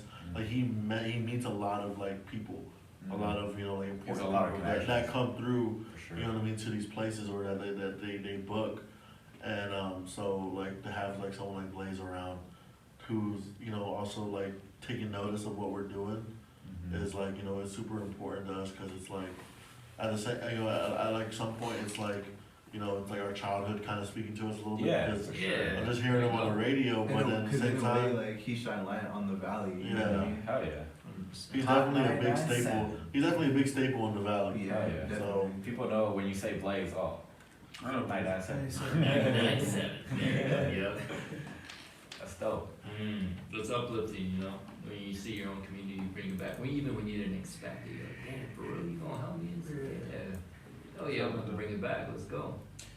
How do you guys see yourself from when you started, like, I don't know, like the label? I don't know if just the label specifically or like each individual artist. Like, how do you guys see yourself from when you started to where you are now? Like, do you I like the think we've progression? all grown like a lot within a short period Yeah. of time. To be perfectly honest. Oh, Not just from when you got in the label with. You know, well, I mean, not just before that, honestly. I mean, me personally, you know, I don't really, I kind of feel like we all really, us working together and staying consistent really helped us develop, like, being able to produce like more, what we're capable of giving. But I think we've honestly we've evolved a lot within a short period of time. Individually and together. Yeah, I think I evolved the most personally after like the whole Gat Entertainment. Because before this, I was with a group called Gat Entertainment that eventually split, and I learned a lot just from being in that label. Gat? Yeah, Gat Entertainment. So I think from like what was that 2013, 14? Is that still a thing or? No, it's not, unfortunately. But it was great while it lasted. I mean, you came out of it, Yeah, and my homie Taz, man, I learned a lot from him. Taz Allen, shout out to Taz. He's taught me a lot. It showed me a bunch of old stuff to kind of listen to on my downtime, which inspired a lot of my sound eventually. Dope.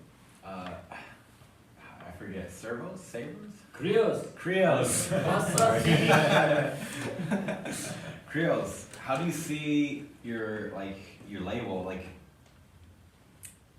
from where you began to like where it is now? Like, I don't know if it's just your label specifically or you got like everyone's a part of it. Like, I feel like it's a little piece of everybody. yeah. I think How do you see it though? Like from when it first popped in your head to where it is now? I feel like from when it first came to my head, I honestly I'm like kind of proud of like everybody for having the same like mentality, because it's kind of hard to find people that think alike And are in a place like we would live in now. And so I think we came about at a perfect time where we were both on the grind and like on the ride basically. And so us coming together kind of finally meant that we can have this like not one idea, but we can put our ideas together into one.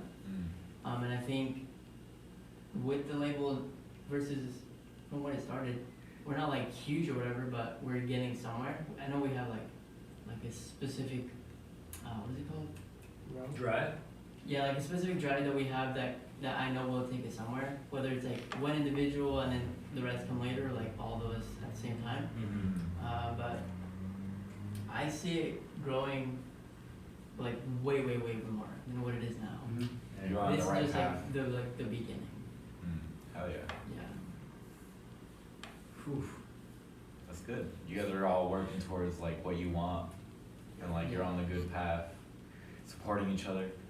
Definitely. It's crazy because like a month ago I was listening, like I got a Snapchat pop up.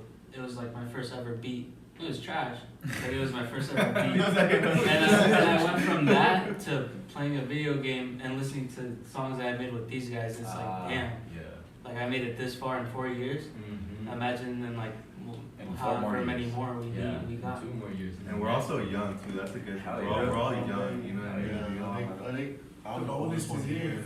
How old are you? 23. Shit, we're older than you, homie. And then I'm 23, but just younger than him. That makes me happy though, that like you guys already have that drive at that young age. And that mindset, like wanting to bring the community together. You guys aren't like, oh, like I'm not gonna fuck with him because I fuck with my money, that's it. You know, it's not like that. At least that's not the vibe. Like even as a producer, like you can't take it to like, I mean you can, but it's not to the extreme for me specifically. That like, let's say Tony's like, oh bro, I'll pay you because honestly you might need some help. Alright, that's cool, but I didn't ask for it.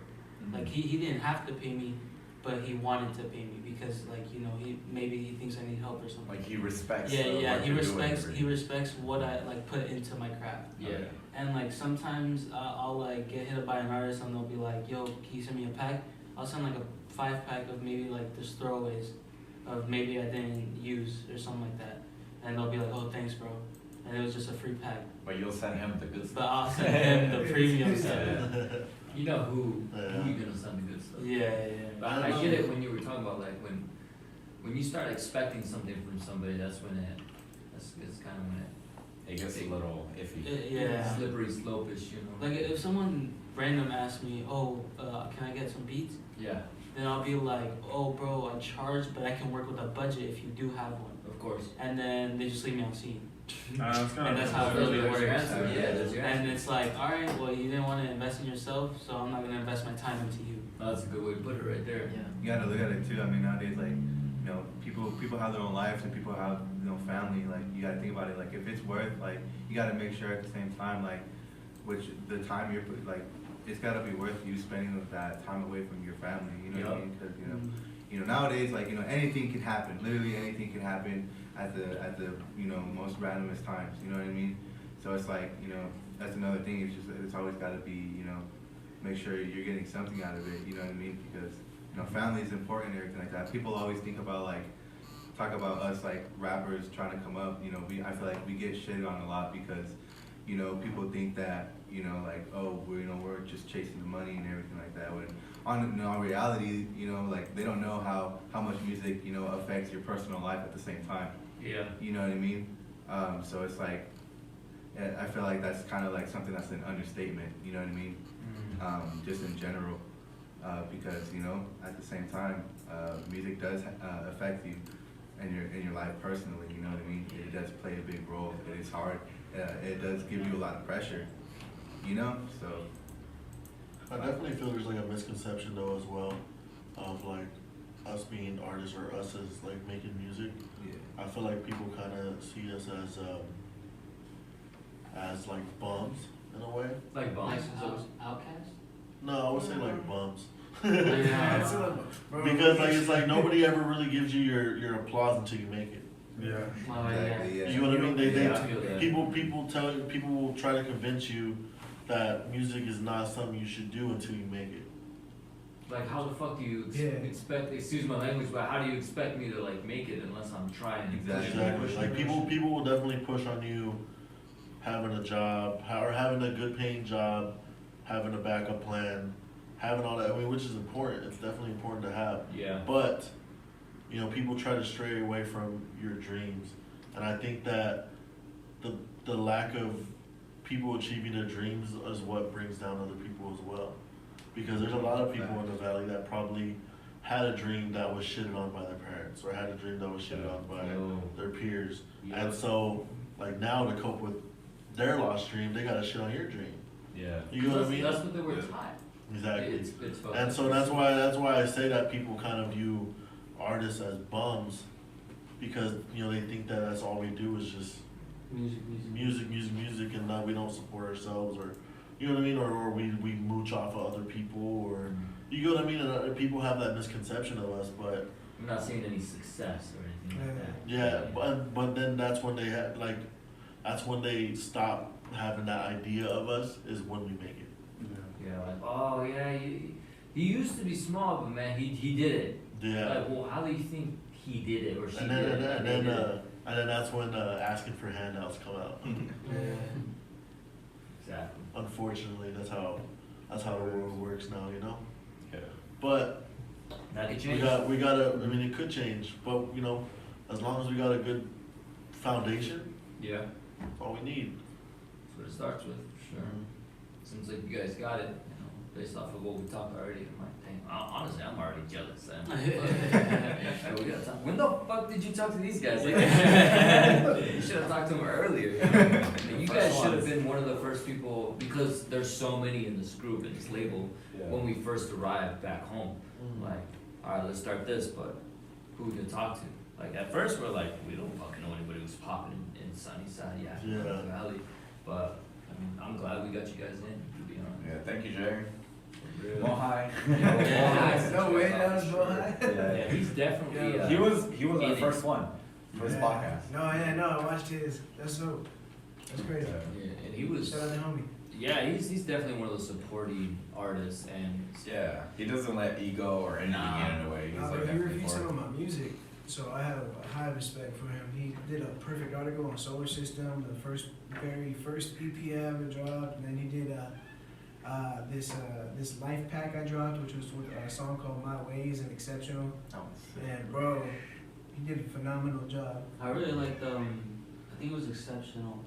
Man, that's the Unacceptable. the The BLM. one that makes you my, think. my piece on the BLM and everything that's going on. Like that song was like, That's when I first heard it, I was like, I was That's like, oh, process okay, it's music. chill. I'm gonna listen to the lyrics now. Uh-huh. And the lyrics were just so deep, and you had to think about what the world was going on at that Yeah, point. they captivated Yeah, you even yeah. more into the song. Yeah. That's what art's supposed to do. Like, It's and supposed even to that make like you feel that way. sample of those people talking. Yeah, that's all I tone, bro. love Like me. once you get to the end of the song and it's just all the samples of the clips of the news and articles and speeches everybody's been Uh-huh. giving, it makes you want to tear up, bro. No lie. Yeah, it really and does. some- and Tone did a sometimes, good job.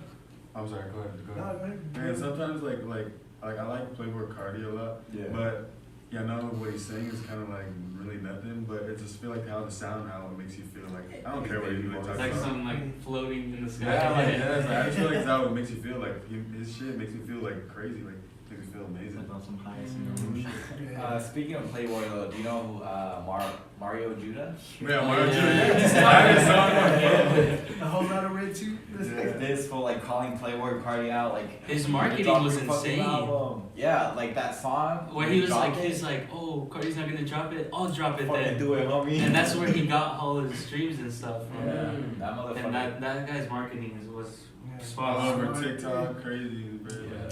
And then he met Trippie Redd, and I know they're gonna collab or something. Trippie Redd? Yeah, and Mario Judah and Trippie Redd met like after like a concert or something. Oh That yeah, shit was when so they big start on the video. streaming. Yeah. That shit was funny.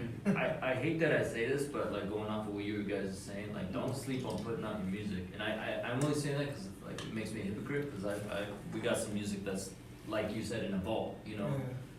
But you know they're fucking bangers. Put them out. Like, Wow.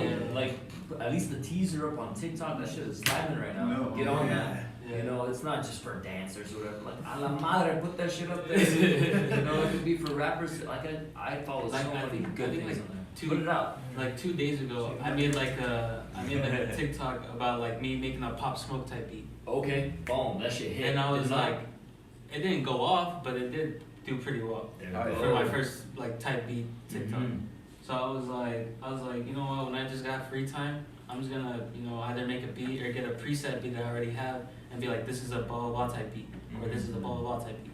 Yeah. And so like that's how you can also get an audience for like, oh, this guy's a producer, I should hit him up for beats, or Yeah. oh, we should collab because I'm a producer as well, something like that. Yo, that's how you bring community together. And it all starts by like putting your shit out there, like I'm saying. Mm-hmm. You know, that's all I gotta say. Like I said, I don't want to talk too much. 'Cause I'll be a hypocrite because I got shit that's not out. We all got shit that's not out, right? Yeah, for I sure. don't know what the fuck we're waiting on, but put the shit out. Put the shit Gotta let out. it breathe sometimes. Yeah. Gotta let the anticipation come. Right.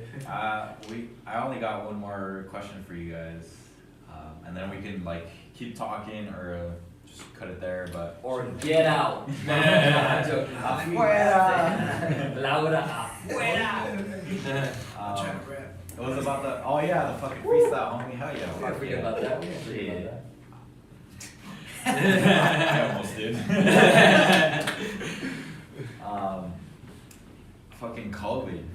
How has COVID affected you guys? Like, COVID-19. cause I mean, I've performed before the whole Corona shit, but have you guys performed before? Like, for sure. But COVID's been low key a blessing in disguise because To be we're honest. making music at Yeah. least. Because I've made so much music During this due downtime. to COVID and Yeah. like my job, you know, they had to shut down because of it. So I'm just Yeah. here chilling, collecting unemployment until my job opens back up. Praise. Bro, don't get me wrong, I'm still employed. I ain't raising nothing, but I also go to school and I do music, so it's, Oh, yeah. it's all a balance.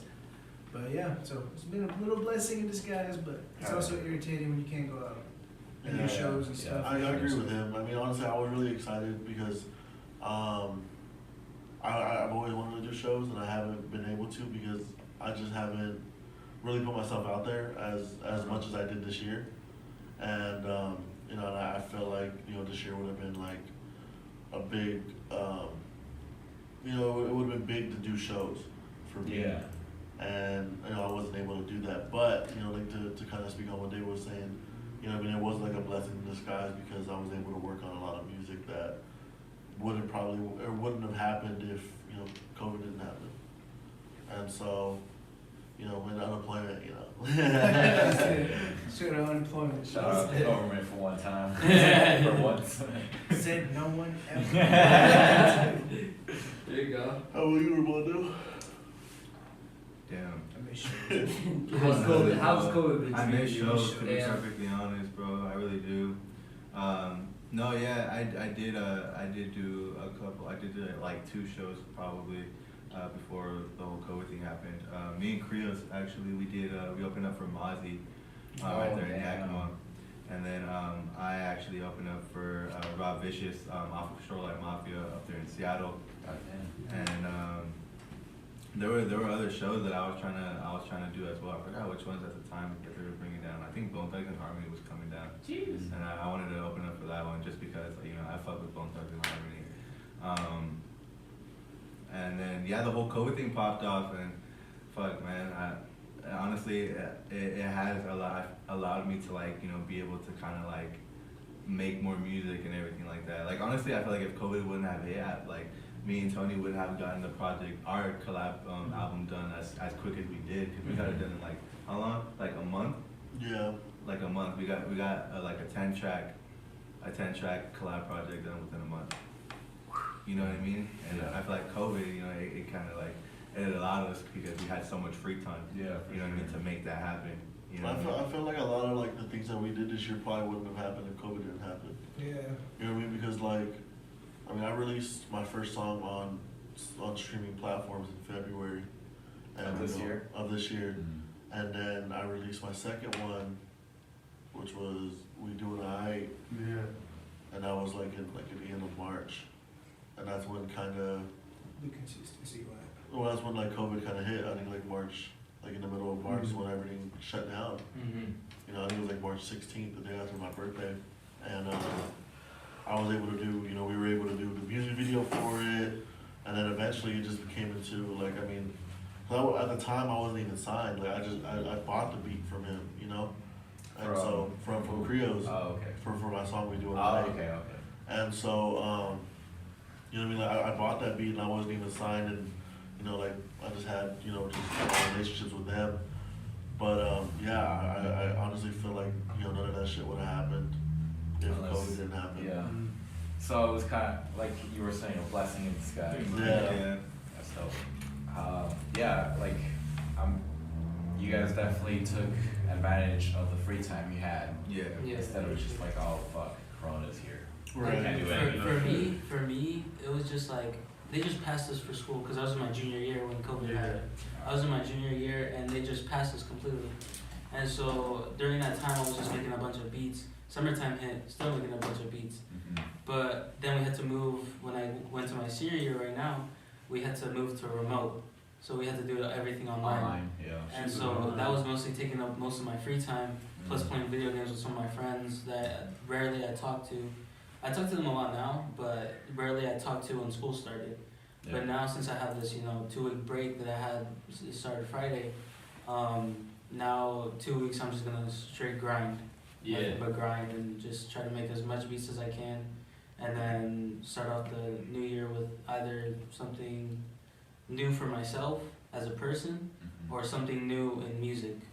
Because you still want to make a tape, right? Yeah, I still want to make like an album of like something like Not All Heroes Wear Capes, or Metro Boomin collab with like just a bunch Like of a artists. collective. Yeah. Yeah, Just type hit of people thing. all up and be like, oh yo, I got these fucking tracks. Yeah, I got these A beats. compilation. Speaking of that, like I've been gathering artists and trying to get things rolling for a cypher here in Sunnyside. Yeah. But it doesn't have to just span out just to only Sunnyside. Like I'd like to call it a Sunnyside cypher for sure, because it just sounds good. Sunnyside Cypher. It rolls off the sun. Yeah, exactly. Sunnyside Cypher.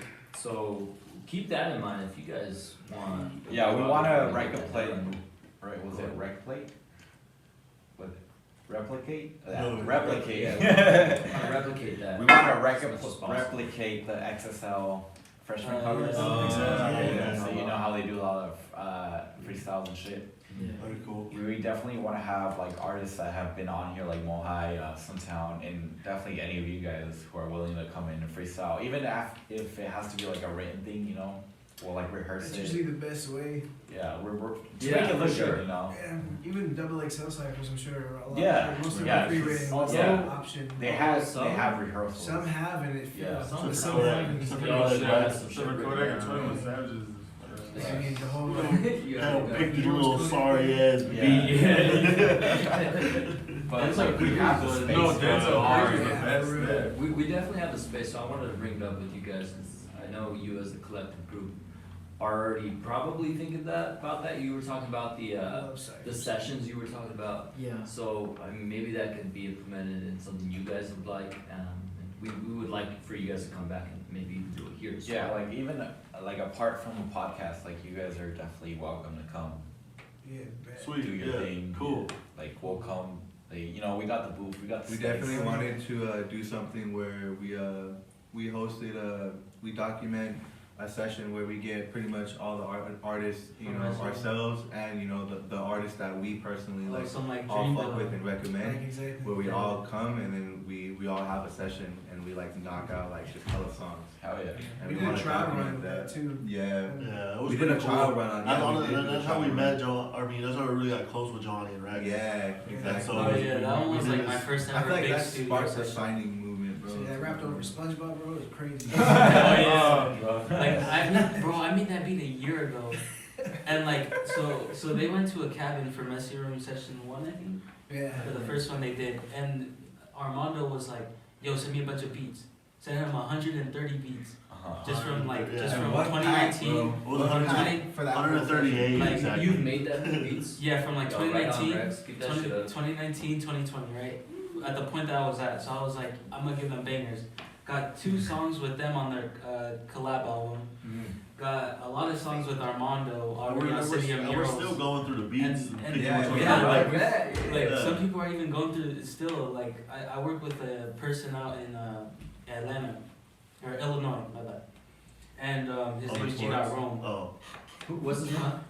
G. Rome. G. Rome. Okay. Yeah. So and I work with him a lot, and he's like, send me these type of beats. I was like, bro, I don't got that many beats, but I'll give you a Google link to like, and that was that like Google file, just 100 beats of just chilling there. Like 1,000,000 gigabytes, yeah. I bet. Damn. So, yeah.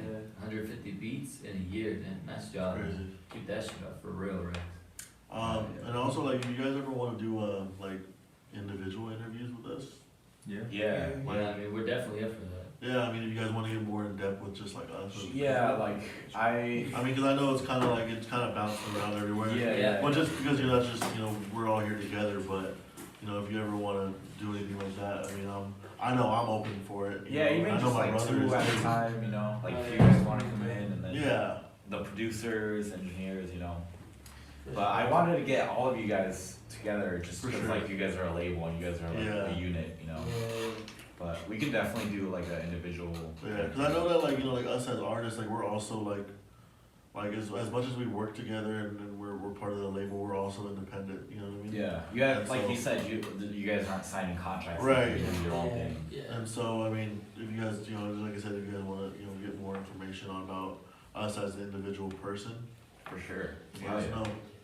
No, we're up for it, man. I mean, we got a list of people, to be honest, but we're trying to definitely get a hold of people that are serious, and also we also but also that we recognize like, yo, these guys have been talked about, these guys are serious, these guys are local. That's like the biggest plus, Yeah, right? local, like, Yeah.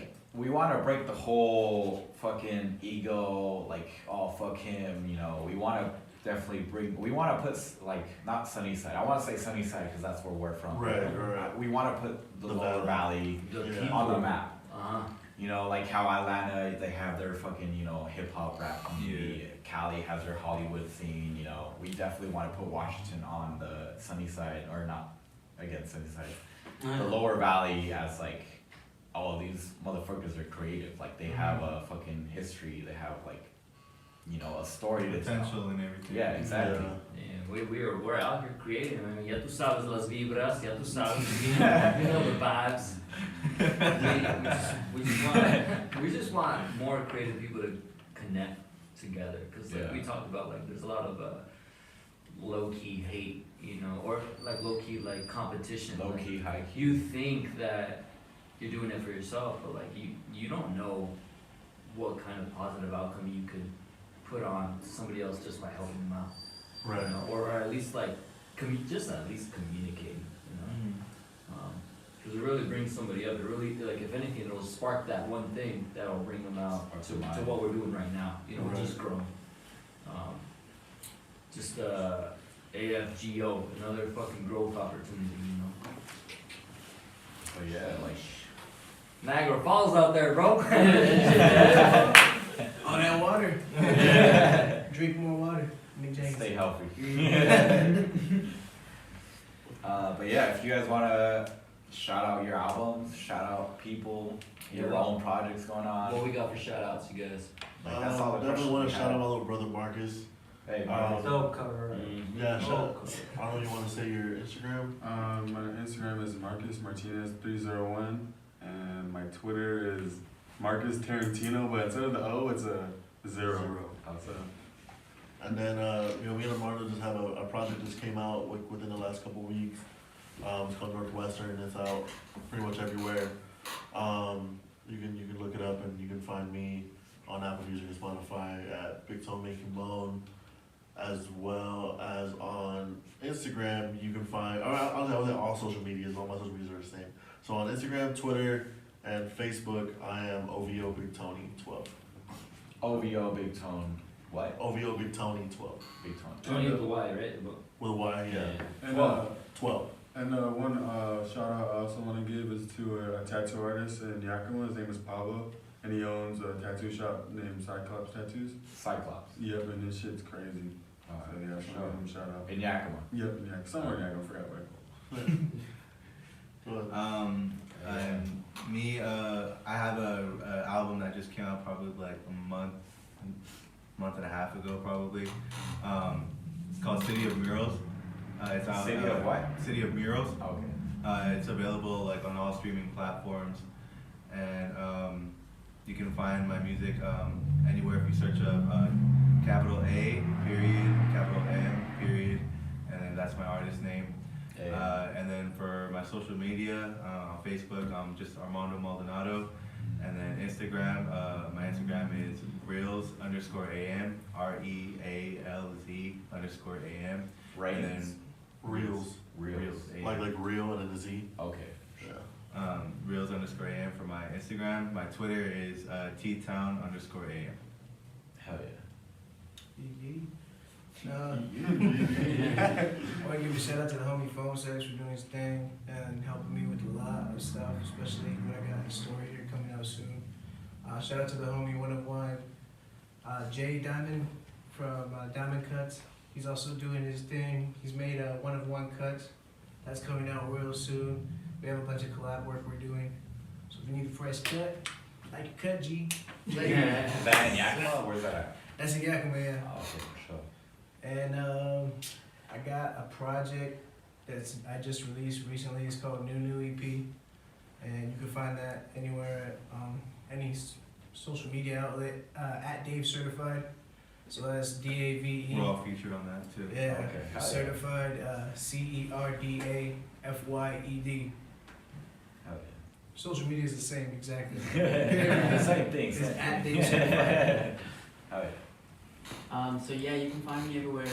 Instagram, Twitter is gonna be Krios TV, Krios TV. Twitter only has an underscore at the end. Facebook also Krios TV. You can follow the Messy Room Records SoundCloud if you want. At the moment, it's just his first album, AM's first album that's on there. And so also on SoundCloud, Krios TV. If you're having trouble looking for me on Apple Music, just look at Krios TV on Google, I'll pop up. And so yeah, I do have an album coming out this month on the 27th. Oh, that's alright, that's soon. Let's So, wait for about that. a Let's week go. from now, yeah. So About a week from now, already. Better be heat. I've been waiting. yeah, it's called A Letter to You. It's an 11-track album. A letter to you or a letter? A Letter to You. A letter to you. Is that With a 2? with other artists? No, that's just me. Just It's a solo album. Oh, you singing? Yeah, so it'll be just me. Oh, okay. Yeah. There we go, there we go. I just want to shout out on IG Messy Room Records, and then my IG is prodbyrex_. Proud by X. Prod. Prod. So PRODBYREX. And then shout out to these guys, bro. Like they gave me so many opportunities for everything. like it's crazy, bro. Like this man was literally on a flight back home, and he was like, yo, send me beats to listen to while I go home on the plane. And I was like, alright, I'm gonna send him some stuff. And so that's how we connected, and that's how he got me connected to everyone here. Hell yeah. So, it's Shout crazy. out.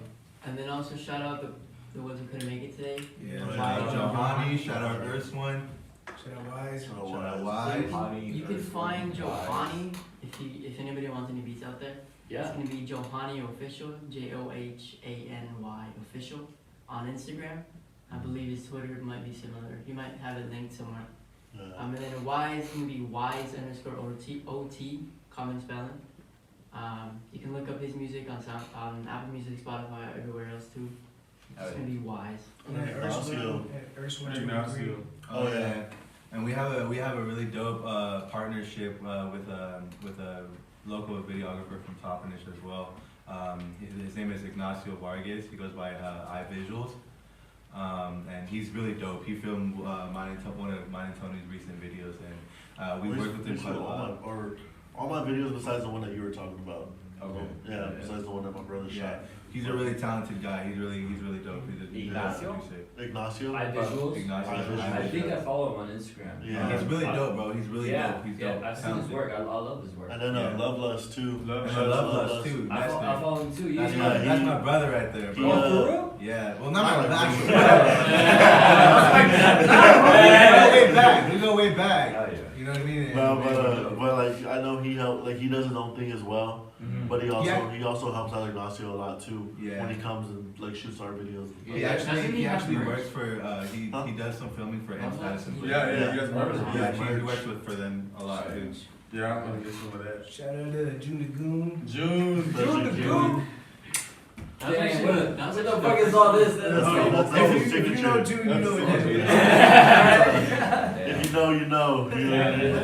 We don't know. Oh, Explain. Also, you guys can also follow our label page on social media. Messy Room For Records? Instagram and Twitter, it's the same thing. Messy Room Records. Got it. Rex is like so fucking. And then Yeah. just like our MRR logo. Alright, make sure you guys go follow that. All those people, if you'd like, if you want to stay creative in the group and in the community, definitely follow all those. But Messy Room Records on Instagram and all the other platforms. So check them out. All these individual artists are amazing. They're local. Check them out.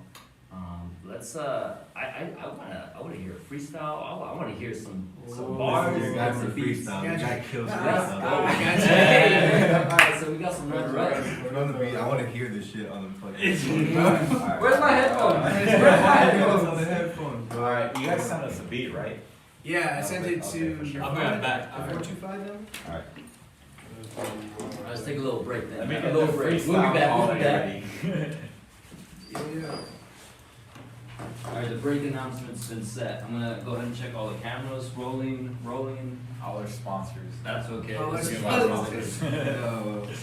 We don't ride in. Sponsored by. So what I was told was the way to reach out to sponsors is like make a little like skit or semi-commercial, put a little effort into it, and just send it to them, and they'll either be like, all right, this is what we could give you, or they'll reject you. But that's the worst case scenario. That's the worst like case. you have good Yeah, content. but I'm saying like since you like say for example you were like you got a sponsored by Nike or something, which is fucking big ass company, but anyway, Ahead. like yeah, ahead of time. So like if you say beforehand you submitted a commercial that you made, and so you made someone walking your song playing, and then they shows their shoes or whatever, they can reject it or they'll accept it, because you'll be surprised how many people have like a big marketing budget but don't know what to do with it. So they kind of just take first takers. Okay. And Hell yeah. I just learned that myself, so I haven't applied it I was yet, but today I'm years going to old. soon. Thanks. Yeah. Today years old. I didn't know though. I mean, I never put too much thought about it. And Indie Amplify, bro. Indie Amplify, futuristic thing. What is that? What is Indie Amplify? It's a website dedicated to helping indie artists. Like they even sell features from like Futuristic or other people. but like it's pretty dope. It gives out a lot of like tips and stuff on how to write songs, how to market songs, proper way to release them. It's not bad. It even introduced me to this thing, what was it, MailChimp or something? So eventually, once we get a good strong majority of followers, you could send a mass text message through that thing, like collect emails or phone numbers from your fans. You just add them to the list, and you can just send song links to everybody that's the list. Oh, Yeah. so everybody who's already interested is gonna get like a pre-notification. Yeah, like you have to collect those emails. So like have some, like make a post or something, be like, yo, drop down your email if you'd like to get weekly updates or updates of when we release songs. Oh shit. And that's it. Or DM me your email, whatever, just so it's like not out there. Just make a list, write it down, and then you can input it in MailChimp, and it'll send those for you. Yeah, it's pretty dope. But that's all on Indie Amplify. Yeah. Are those like certain workshops on Indie Amplify, or what's that all about? It's kind of like Futuristic decided that he wanted to make a website dedicated to helping indie artists. That way they don't have to go through a major label. Yeah. So it's just tips and tricks, or you could accept some of their services. They even got like Spotify lists they can add you on that are specifically pertaining to your type of music.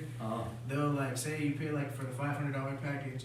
For that $500, it'll go a long way to playlists with actual listeners, and they'll just find the one that fits your sound. Yeah. And that's it's pretty dope, bro. That's good to know, man.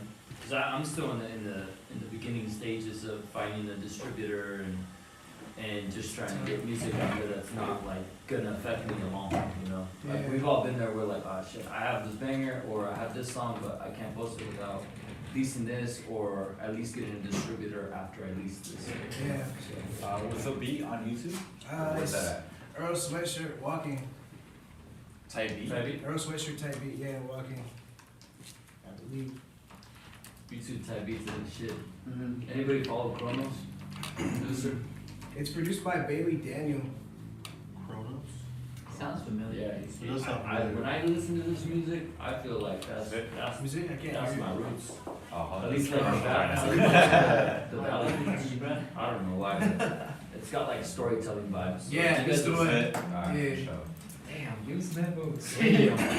I heard the first 3 seconds, I'm already interested. I know this shit sounds like it's already gonna go hard, bro. Give me some. See how It's this not goes. playing right I'll just repeat it in my head. Oh yeah, that's the Do you want me banger. to start? now. You want me to start when it starts? Or? Yeah. Let me get it on. No, hold on. Let it breathe. I want to at recording least hear it. I'm not gonna have headphones. No, I'll play it right now, Okay. but don't start rapping it because I'm not recording. I got you. Hold on, I got you. dude. Come on. Don't start rapping. I want to get this. You know what beat I was really feeling from you, Tony, and AM as well? I think it was Fine By Me. That piano part. Oh yeah. When it was like going up. Yeah. Like I knew it was going up, but maybe as like an artist you couldn't. No, Yeah. it's dope. No, Oh, this beat's hard, bro. I love it. This shit's hella hard. Y'all never heard this song? Yo, Y'all never heard I this be song? chilling, You can't even hear it. That guy Can't hear me? baking up. I hear you. I mean, Speak up. I Let me recorded this hear song in you. my I house. can hear him. Speak up. Can you hear me? Yeah, I can hear you fine. Yeah. But do you feel me though? No, I was kidding. There We you can go. feel it. We can feel it. Alright, you want to run it back real quick? I got you. Yeah. Hold on. You still want these? You're fine. Alright, good.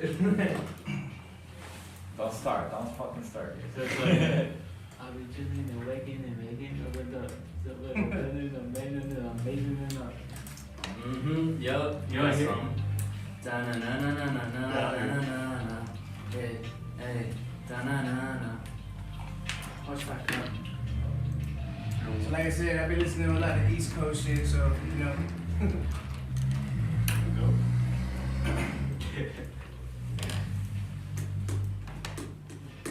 Alright, I almost got it set up here. Hold on. Yeah. pretty excited. When I let off, I had to say Say no. no. I don't know words to the actual song. Yeah.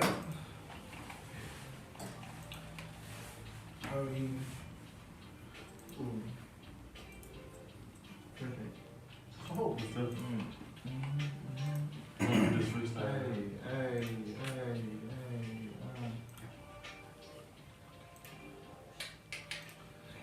Chum, chum.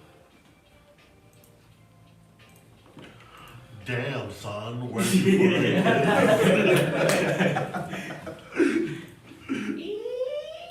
Hey, yo, you want to come out here real quick? Hey, yo, So, real take? Just, Oh, shit. damn, son. There it is. Alright, you'll hear the 3 clicks and then we're good to go. Alright, bet. Hey. Walking. Just gotta keep on walking, gotta keep.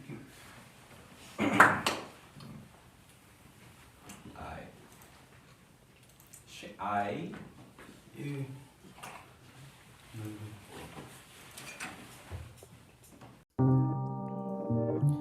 Just gotta keep on walking, gotta keep. 1, 2, 3. Yeah. They certified. When I'm walking, clear the path.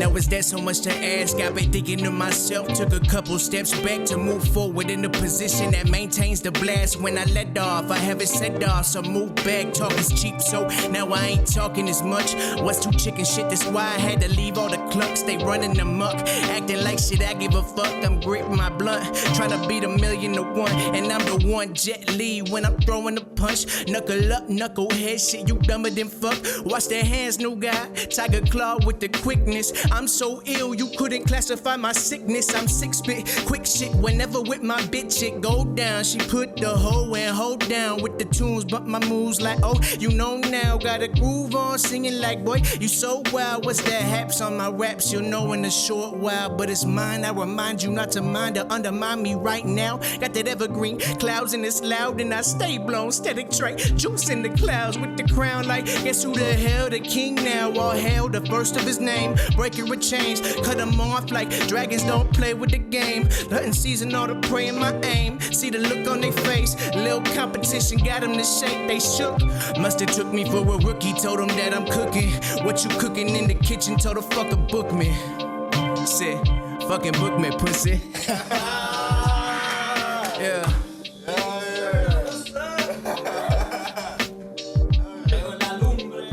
A little stumbles, but you know. So live, bro.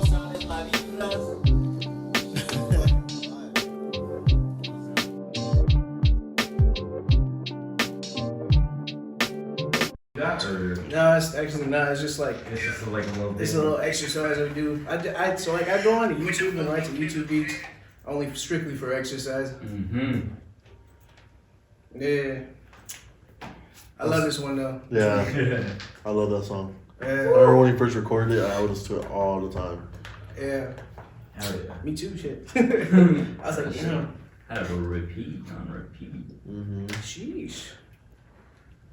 Anybody else want to freestyle or do a little thing? We just yeah. got started. Say, That was say, some hard shit right there. say acapella? No. I don't think I got anything. Good. I can't freestyle. I'm producer, bro. I can't. The only thing I can think of doing is that fucking Aaron May Say remix. just some fucking. Oh yeah, you can do that. That, That one's hard. yeah. Can you do that one? So the I did an Aaron May remix. yeah. So Aaron May Let Go. Let me do light speed. No. You said Aaron May? Yeah, Aaron May. The song's called Let Go. Just the instrumental. Aaron May, that sounds familiar. Some young cat, right? Yeah, you'll Yeah. probably know the beat. No, I know his music. It's just, he's cool. I like his music, man. Is this the instrumental right here? Yeah, this is it. Oh, yeah. Oh, I This is the listened to some. Yeah, there you go. Just like, 41. That song was hard. But like Armando's verse, woo. He like, Well, I guess I'm damn, he murdered that shit. I'm not gonna lie. I mean, that shit sounds Time very deep when I speak. And I got the beat ready whenever you guys are. You ready, Mondo? It's just hard. Ready to kill this bit? Ready to kill this bit? You want to close that door, Krios? I turned that off, like this purifier. I closed the door earlier just so we won't hear the extra noise. I don't know if the mics will pick up, but still. Alright, you guys ready?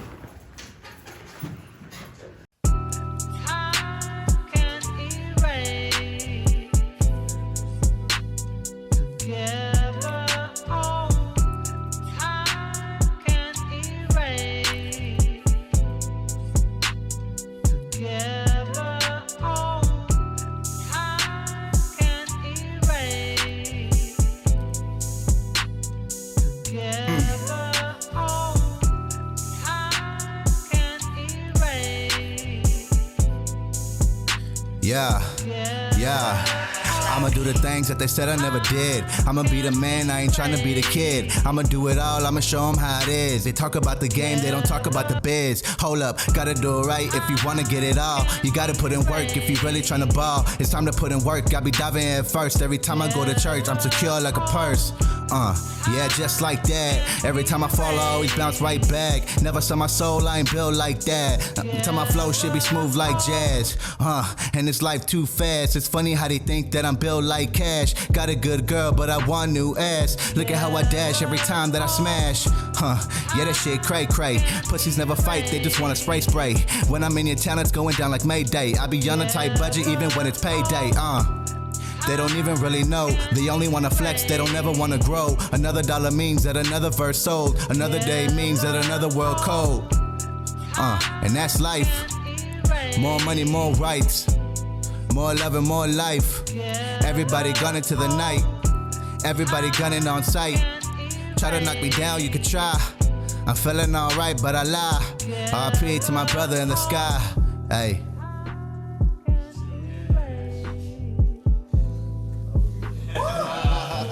Hey.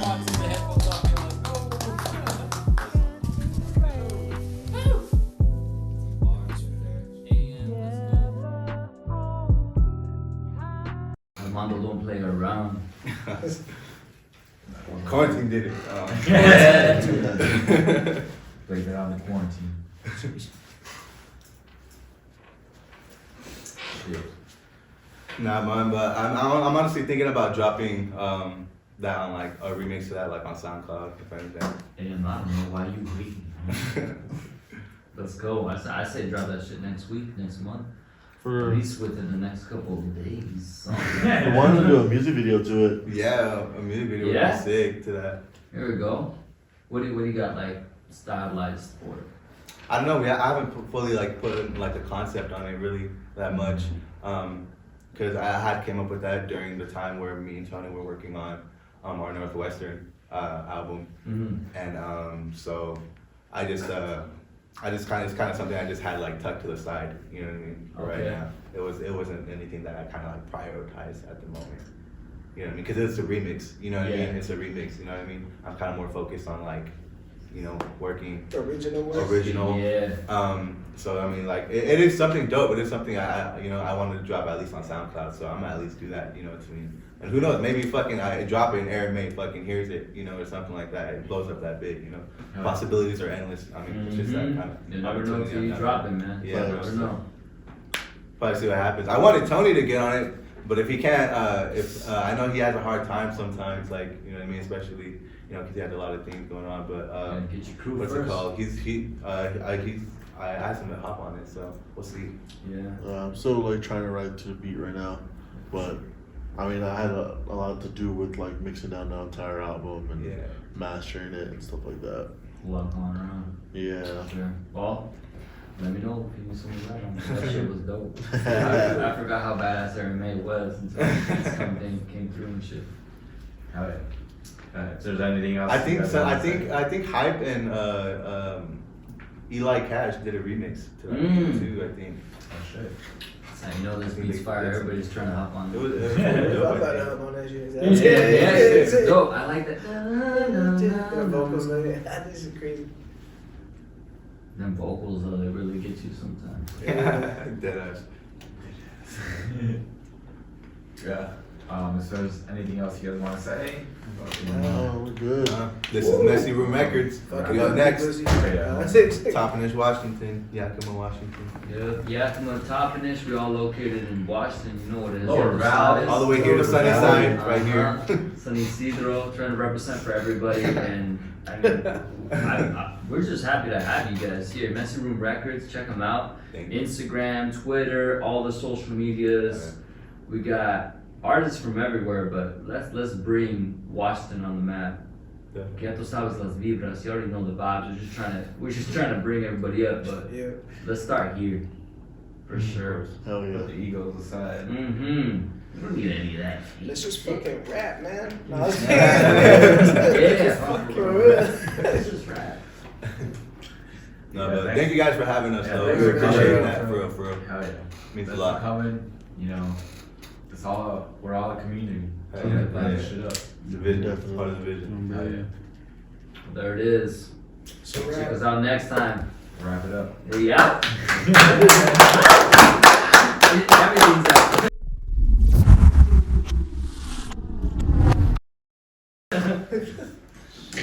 My ass hurts. And I'm fucking hungry. Hey man, if you go 80, but we